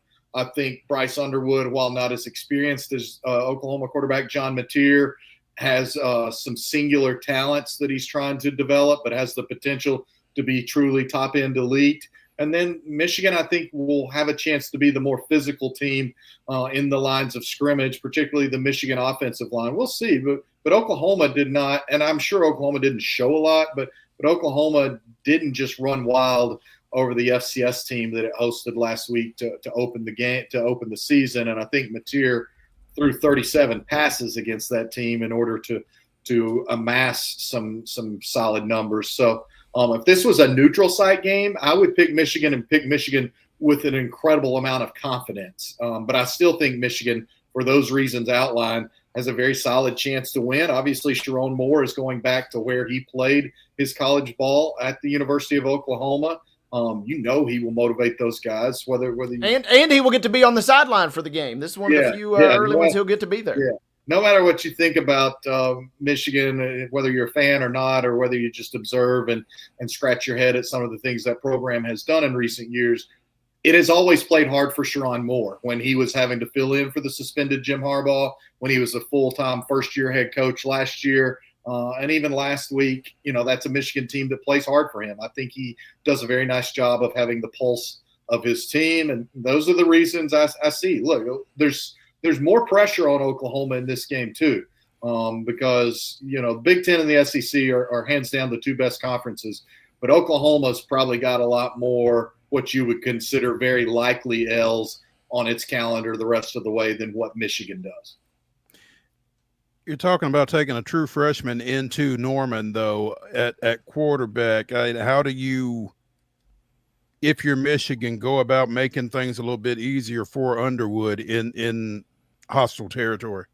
Well, I think you hope and believe you can establish your run game and anything you can do to take pressure off him. I also think that's why you lean on your defense. You lean on a guy like Wink Martindale, who's coordinated NFL defenses at a high level and then had a great defense last year in Michigan. Michigan was a 500 team or so last year, but not because of that defense. And, yeah, a bunch of those dudes are now in the NFL, but a bunch of the coaches are still there. And that's from Brian Jean Mary to Wink Martindale to Lou Esposito. There's some really fine coaches, especially on the defensive side of the ball. Some guys I like a lot, some guys I respect tremendously. And those are the things for me. Like, you got to be sound. Don't ask Bryce Underwood to win the game for you, and you shouldn't have to ask him to win the game for you because you are Michigan. You should never have to ask a true freshman quarterback in his second ever start on the road to win the game for you.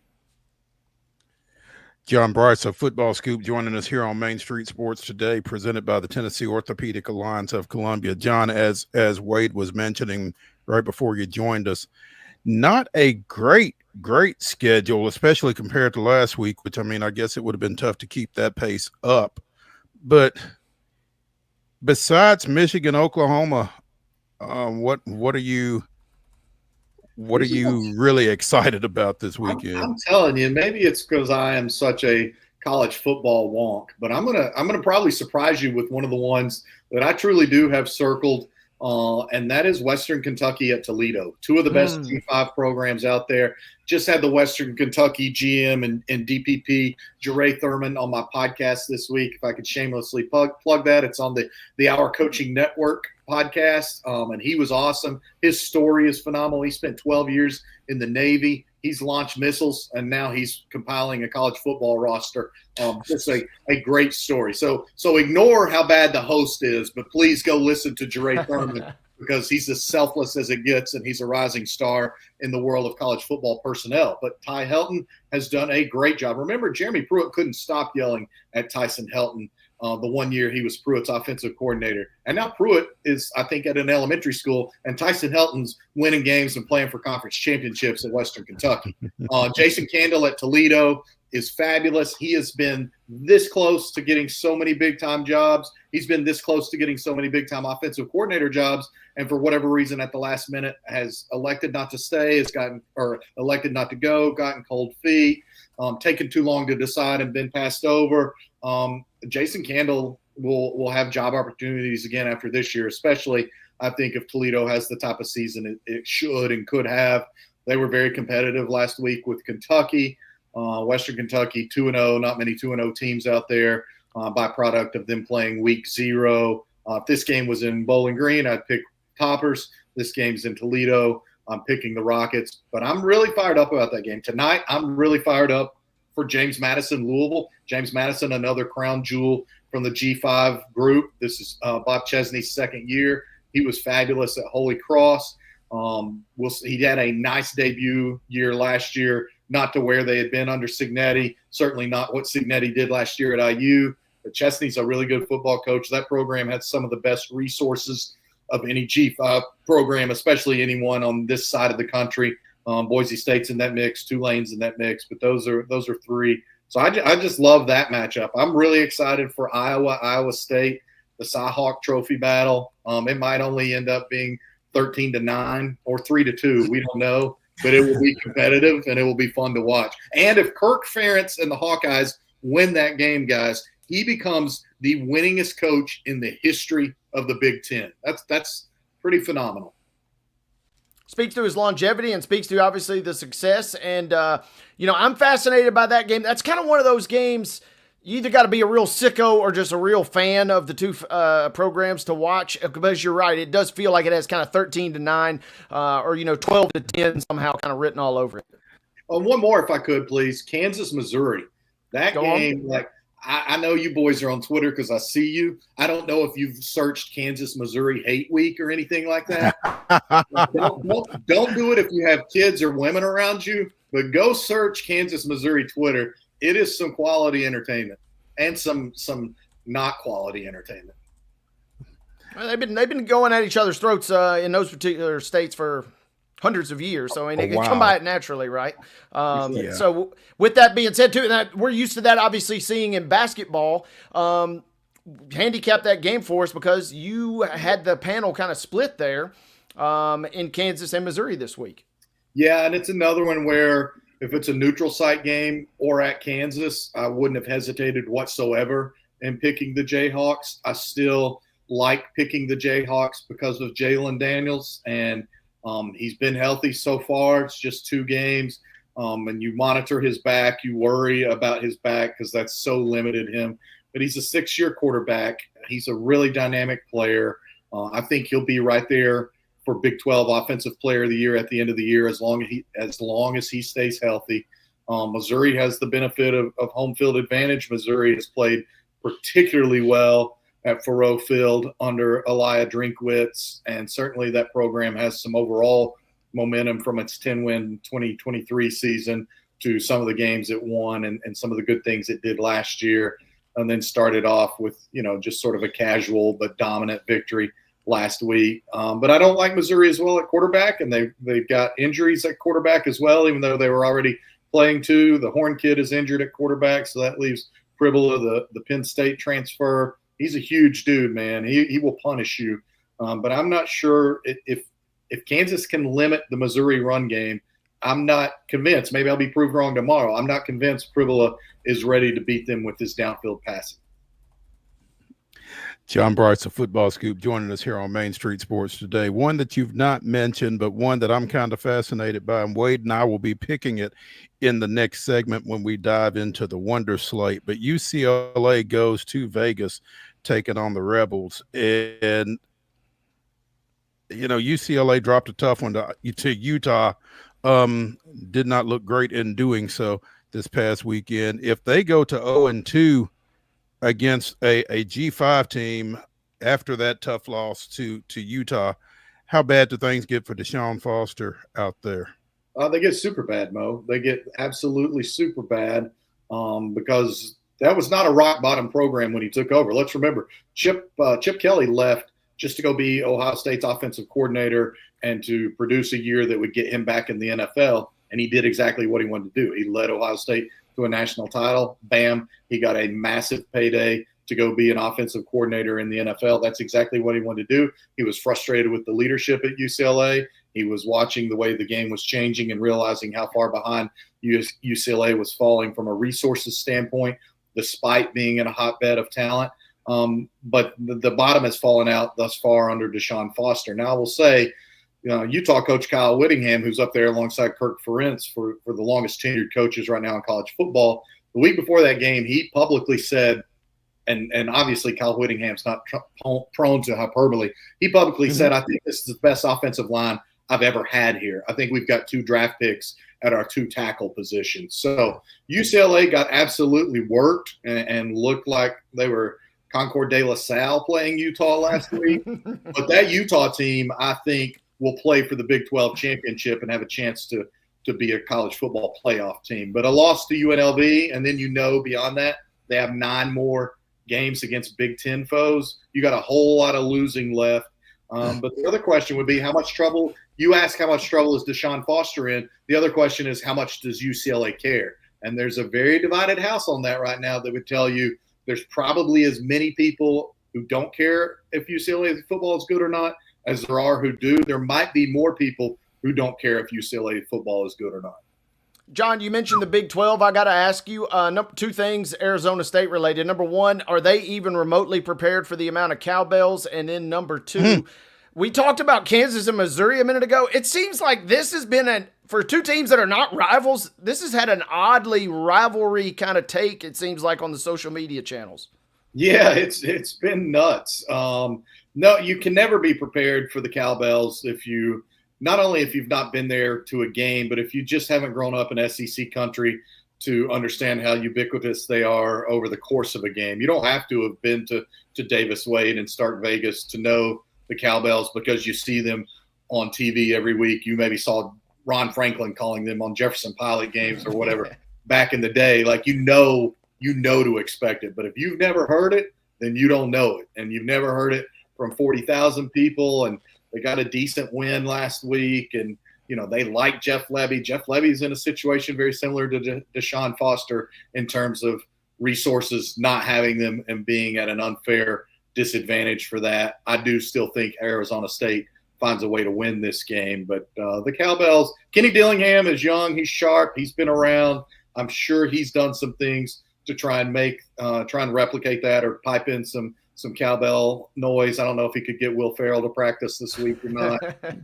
But Kenny Dillingham's young. He's sharp, and he wants to turn. He's got the idea of turning one of the end zones for Arizona State home games into their version of the number 16 hole of the Waste Management Open, which is the most raucous party scene on the PGA Tour and one of the most raucous scenes anywhere in sports right now. So Kenny Dillingham tends to lean into the chaos, and I would imagine he will tell his team, lean into the noise, lean into the chaos. Also, you can shut those bells up if you go whip the tails. With that said, regarding Arizona State, Bryce, I was kind of intrigued when you said you felt like Utah had the chance to play for the Big 12 championship, because last year was so chaotic in that conference that to even have one team determined this early in the season just feels a little chancy, to say the least. Well, they're not bold. They're not called stale predictions, Mo. They're bold predictions, buddy. And I said play for. I didn't say win. There's two teams. Sure. There's two teams. I think that the season will bear out that Utah, Arizona State, probably Iowa State, and Kansas are the top four teams in the Big 12. And I don't have the schedules all in front of me. Some of those games will depend. Do they actually play each other, and where do they play? But Kyle Whittingham's been doing it a long time. They're always really good on defense. If they've got that kind of offensive line, they possess a physicality that I'm not sure many, if any, other Big 12 teams do. Hey, real quick, since you mentioned it, when we're talking Big 12 here, one team you did not kind of mention in that rundown, how bad are the vibes right now for Baylor, who has another very challenging game this week? We, during our conference preview section, there were some real strong rumblings, and I know they're non-conference games, but Baylor already potentially facing a wicked start before they even enter league play. Yeah, and let's not forget the fact that about midway through last season, guys, it looked like Dave Veranda might get shown the door. Now, to his credit, he righted the ship, and I think they ended up winning 8 games. And he got extended. I don't know how much more money he got, but he got extended, and they brought a lot of players back. But you don't get extended like that and not have really any significant financial additions to it and feel like you're on real stable ground. SMU is an opponent they have historically dominated. There's a lot for Baylor to gain if it can win this game, but as you point out, Wade, there's a lot more to lose if the Bears lose this game, because again, they're not done losing. There is a game this weekend that I am really surprised we've not I was getting ready to ask you about addressed. Go ahead. Are you talking about up in Blacksburg, Virginia? No, I'm not talking about Blacksburg, Virginia, but that's a good one. No, I'm talking about Eugene, Oregon. Oh, yeah. Interesting intra-conference matchup there when Oklahoma State goes to Oregon, number 6 Oregon. Maybe that's why it's kind of flying under the radar, because Oregon is number 6 in the country and Oklahoma State is unranked. But it just feels like that's a game that maybe deserves a little bit of attention. Mike Gundy has always, over the course of his career, had the ability to step up and win some of these games, be it in Oklahoma or be it at Texas or be it whomever. I would be very stunned if this game is competitive beyond halftime. And I'm not sure it'll be competitive up until halftime. Saw a stat today that Mike Gundy is the active career wins leader for wins against AP top 25 teams. He's got 40 of those wins. That's 40, huh? That's winning a lot of games against quality opponents, but he's coached a lot longer than Kirby Smart. Kirby Smart was second or third on that list with 37. And Dan Lanning has certainly started adding his own set of pelts atop Oregon. Oregon is, to me, very close to being an SEC team on the West Coast. And that's no accident, because Dan Lanning learned under Kirby Smart and Nick Saban, and he's building that program and that image. And Oklahoma State's way behind in NIL. Oklahoma State is behind in rev share, and because of that, Oklahoma State's behind on its roster. And Mike Gundy hasn't had the quarterback play that we associated with him probably up through 2023 and not now. And so I think because of that, Oregon will absolutely fly away from them. John, bonus question while we're out on the West Coast, and mainly just because I want to hear you attempt to pronounce this. I didn't get to see the Cal game last weekend, but my friend is blowing me up all week saying keep your eyes. He probably won't win the Heisman, but what can you tell us about the freshman QB out at Cal, the left-handed gunslinger? Yeah, I'm Googling his name because I can say it, but I want to have the spelling in front of me. That's a little bit of a cheat, but because I'm looking at it dead in the face and I'm struggling. So, yeah, it is. I'm going to leave you all to deal with that. It is Saga Pulatele, and he did have a very nice debut, and he's making Cal people right now forget that they lost the Mendoza kid to Indiana via the transfer portal. Indiana, side note, is the team I expect to take a significant step back over the course of this season. Yeah, that's like if Justin Wilcox has a difference maker at quarterback, we know he always has a good defense, and he's been that way since he was the best hire that Derek Dooley ever made at Tennessee was Justin Wilcox as his defensive coordinator. So if he has a difference maker at quarterback, that'll be interesting. Of course, they lost their star running back, Jaden Ott, who's going to start for Oklahoma against your Wolverines tomorrow night. Didn't start offensively though, from what I've read in their game. What can you tell us, or what have we learned about that? Because I had high hopes for this kid, and it seems like he was limited to special teams duty only last week. Yeah, I thought I read that maybe he had been nicked up a little bit in camp. He'll play a lot of ball for them this year. I was afraid you'd say that. I was hoping he'd be out Saturday. Yeah, I've seen him. I saw him in person a few years ago at Notre Dame Stadium when Cal came and played against Notre Dame, and I think he was a true freshman then, and he ran incredibly hard and gritty against the Irish. So Ott is a good player. Cal, look, Cal's in the ACC naturally. That makes sense. The Atlantic Coast Conference needs all those numbers out by the Pacific Ocean, but this is a big year for Justin Wilcox. He's been there a long time. He's been consistently decent, but he's never been over the hump. The ACC is pretty wide open beyond Clemson and Miami, and maybe Florida State's better than we thought. But beyond that, can you be a top 6 team in the ACC this year? I think that is a reasonable goal for Cal. I don't know if I expect Cal to attain that goal. I don't know what we take out of Vanderbilt's win over Charleston Southern, but they do go to Blacksburg this weekend. They defeated the Hokies down here last year. What are your thoughts about Vanderbilt, Virginia Tech? Yeah, I think that may be the closest game of the weekend, or one of the closest games of the weekend. It could possibly be which team has the ball last. And if Vanderbilt has the ball last in a one-possession game, I like Diego Pavia to get it done. Now, I picked the Hokies because they're at home. But I went into the game last year very clearly telling people on Football Scoop that Virginia Tech was on upset alert. I didn't have the guts to pick Virginia Tech on our picks panel last year, but on our podcast, I did tell everybody that this was going to be a remarkably improved Vanderbilt team, and it still is. And this Vanderbilt team should be better than last year's Vanderbilt team. I just think there's so much pressure on Virginia Tech that you talking to me about Baylor getting bad early if they lose, and Virginia Tech drops to 0-2 and loses to another SEC opponent after losing to South Carolina last week and after being really middling in Brent Pry's tenure there, then again, they're not done losing, and you're talking about a long year in Blacksburg. And that's probably just being transparent with you guys. The seats in Charlottesville and Blacksburg are probably the 2 hottest seats anywhere in the ACC. But Virginia's for lovers, though, Bryce. They are, and they love winning, not losing.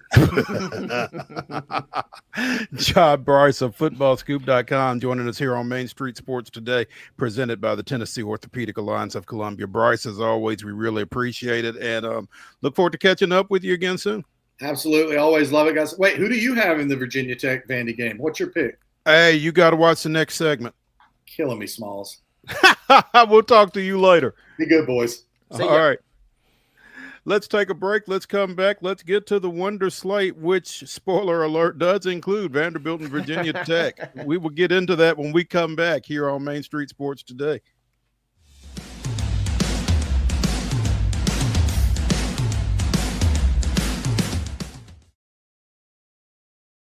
Being in Tennessee, we wanted to try to keep it as local as possible, so we have an entire section of our menu that is just dedicated to local whiskeys like Uncle Nearest, Jack Daniels, of course, George Dickel, Nelson Brothers, Greenbrier whiskey, and all of our taps are all local.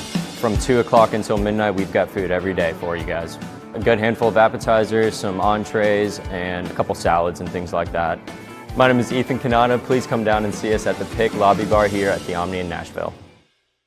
At Delta Dental of Tennessee, we know our success begins and ends with providing superior quality service, and that includes serving those who need it most. This year, we're celebrating 25 years of giving back to the community we call home. Delta Dental, along with our Smile 180 Foundation, supports Tennessee's dental colleges and oral health education, children's hospitals, free and reduced cost dental clinics, and other like-minded charities. Here's to the next 25 plus years of ensuring healthy smiles. There's a line that links us all.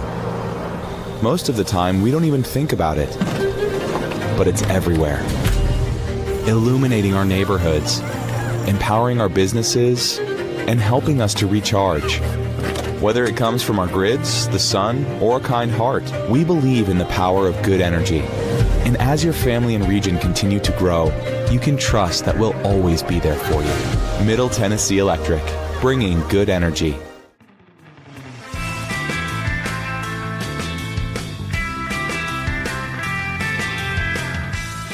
Without further ado, it is the Wonder Slate here on the weekend warm-up edition of Main Street Sports Today, presented by the Tennessee Orthopedic Alliance of Columbia.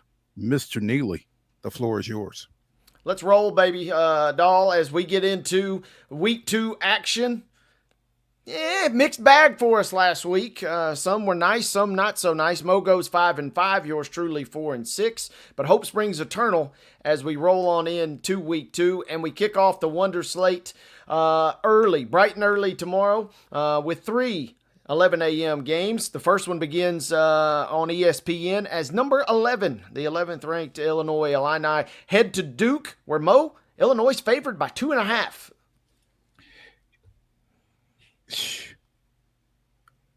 I like Illinois, even on the road. I think I like Illinois by at least a field goal over Duke here. Give me Illinois here.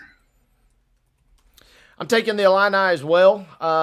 This could be a classic letdown situation, but I don't think Bielema Ball is going to let them do it. He's got this team kind of motivated. They'll catch some L's, but they won't be for later in the season. I think they got the goods to win the game by at least 3, even if it is close. Give me the Illini as well. On Fox at 11 a.m. Cy-Hawk Trophy will be up for grabs. Iowa and Iowa State. They'll duke it out in Ames this year. Iowa's unranked, but Iowa State is ranked 16th in the land, and Iowa State, Mo, is favored by 3.5. Yeah, I like the Cyclones, man. And, you and John talking about it, I don't know that this is necessarily a 13-9 type ball game. I think Iowa State might have a little bit more firepower than we're giving them credit for. I like the Cyclones at home in this one. I'm picking, this is going to be weird. I got a chance to win 2 different ways here. This is why it pays to shop early sometimes. I got Iowa State minus 1.5 months ago, early in the summer, and that could pay dividends because I do think this is a close game. I think Iowa State covers 1.5. I don't know that they cover that 3.5 spread. I think it's a field goal game, just like we saw last year. I'm taking the Cyclones for the purposes of the Wonder Slate, or excuse me, the Hawkeyes for the purposes of the Wonder Slate. And I hope it's another good game. It will be entertaining. And again, it's only an entertaining game if you're a fan of these two teams, you're a real sicko. But the good news is you get to start your day with a heavy dose of chaos between those two teams. Give me the Hawkeyes at 11 a.m. Final game at 11 a.m. If you can locate the CW network on your television, you can watch this game, folks. Baylor will be at number 15 SMU. We just talked about it a minute ago, Mo. SMU's 15th in the land. Lost a lot from last year. Don't know a lot about them, but they're favored by 2.5 early tomorrow. Yeah, SMU first year in the ACC this past season, played for conference championship, had a lot of folks nervous because they were thinking they were going to get into the playoffs until Clemson finally took care of business. But with what we've seen out of Baylor, I like the Mustangs here, especially at home. Again, give me SMU to cover. Yeah, I'm taking SMU to cover, and this is, 2025 rivalry, right? They're not conference mates anymore, unfortunately, but they've been playing each other since 1916. I think SMU's got the goods to win this game by 2.5. 2:30 kickoffs now. We go to ABC. Number 20, Ole Miss is favored by 9 at Kentucky. Not sold on Kentucky at all. Really like the young kid at quarterback for Ole Miss. I feel like this is a double-digit ball game for the Rebels, and this might be the beginning of the end for Stoops. Give me Ole Miss in this one. I'm taking Ole Miss as well. I don't know really anything about either one of these teams just yet. So therefore, I'm kind of sticking to my preseason prediction of, I don't really like Kentucky that much heading into this season. So give me Ole Miss by 9. I'll eat some crow if they don't cover that number. Wouldn't also be surprised if they somehow lose this game. It feels like a game that Kiffin has been prone to lose in the past. We talked about this one a lot early. It's an unranked opponent matchup, but it will be a vengeful battle between Kansas and Missouri. And Mo, on ESPN2 at 2:30, Mizzou is favored by 6.5. I don't like that at all. I don't know if Kansas wins outright, but I don't think Missouri covers a touchdown. Give me the Jayhawks in this one. I'm with you. I'm taking Kansas to cover the points. It'd be cool to see them win just to kind of further fan the flames and get the folks in Columbia a little more riled up. But, yeah, give me Kansas to cover the 6.5. Don't know that they win. Speaking of games only fans could love, if you're a fan of Wisconsin or MTSU, you're probably the only people on the planet that are going to watch this game, unless you got some sweet coin down and the line is 28.5. Do the Badgers have the goods at home versus MTSU at 3 o'clock? Goodness gracious, that's a lot of points. But I saw the Blue Raiders this past weekend lose by 20 at home to Austin Peay. And I don't know, and I hate this, but I don't know that there's anything that makes me think they can cover 29. Give me Wisconsin. I'm taking Wisconsin, too. When I saw the line was 8.5 last week for MTSU at home, that is a classic rut-row. That is a scary situation. Vegas had the goods. They knew MTSU was not maybe ready just yet. Tough loss for them. I think Wisconsin covers. Big game, 6:30 ACC Network. Vanderbilt is a 2-point dog at Virginia Tech. You know what? I like the Commodores in this game. I think they're playing with a lot of confidence, maybe deserved or otherwise. I don't know. But I think Vanderbilt, and I don't even know if it's an upset if they go to Blacksburg and win. I like the Commodores here. I'm taking the Hokies. I wonder if the Pavia brothers will be allowed in the building. Keep your eyes peeled. I like the Hokies to win this game. They weren't as bad as that final score kind of really got away from them down the stretch in the fourth quarter. Hopefully, they've improved their special teams play from last week, but I'll take them -2. Big game at 6:30. Klanga is hosting Arizona State. Do the Sun Devils roll in and win, or do they even cover the 6.5 points on Saturday night? I just don't think Mississippi State is very good. That said, 6.5 points on the road is a lot. Give me Mississippi State to cover. I may regret it later. I'm rolling Mississippi State. This is vibes only. We'll know by the end of the first quarter if they're going to cover this game or not. They might get blown out if the vibes are not just right. But if that Mississippi magic hits, look out. They might be on upset alert, will the Sun Devils. But I'm taking Mississippi State, that is, in this showdown. Another 6:30 kickoff. Number 15, Michigan at number 18, Oklahoma. The Sooners are favored by 5. You know, I'm not necessarily sold on John Mateer, but Michigan rolling into Norman with a freshman quarterback, I'm going to go with the Sooners here. I'm taking the Sooners as well. I think they win this game kind of 20-10. It's going to be kind of ugly. Michigan struggles offensively. They got Justice Haynes, who's a hell of a running back, but he's not all the way there just yet. They'll try and keep it simple. I think the levee kind of breaks a little bit in that sense in the second half for Michigan. Give me OU by 5. We close it, Mo. A game, well, we've said this a lot. A game only a fan of these teams or a Tennessee fan could love. Does UCLA cover 2.5 at UNLV? We'll be hate watching yet again, will the Vols fans? You know, I don't think UCLA does cover 2.5. I like the Rebels outright in this one. And, you know, we talked about it just now. I think Deshaun Foster's in trouble. Give me the Rebels. I'll take UCLA just to be a little contrarian here and hold out hope for the Nico bandwagon. Give me UCLA minus 2.5. There we go. That's going to do it for the Wonder Slate. That's going to do it for the weekend warm-up edition of Main Street Sports Today, presented by the Tennessee Orthopedic Alliance of Columbia. Come back Monday at 2 o'clock. We will wrap all this up and put a bow on it. Talk to y'all soon. Have a great weekend.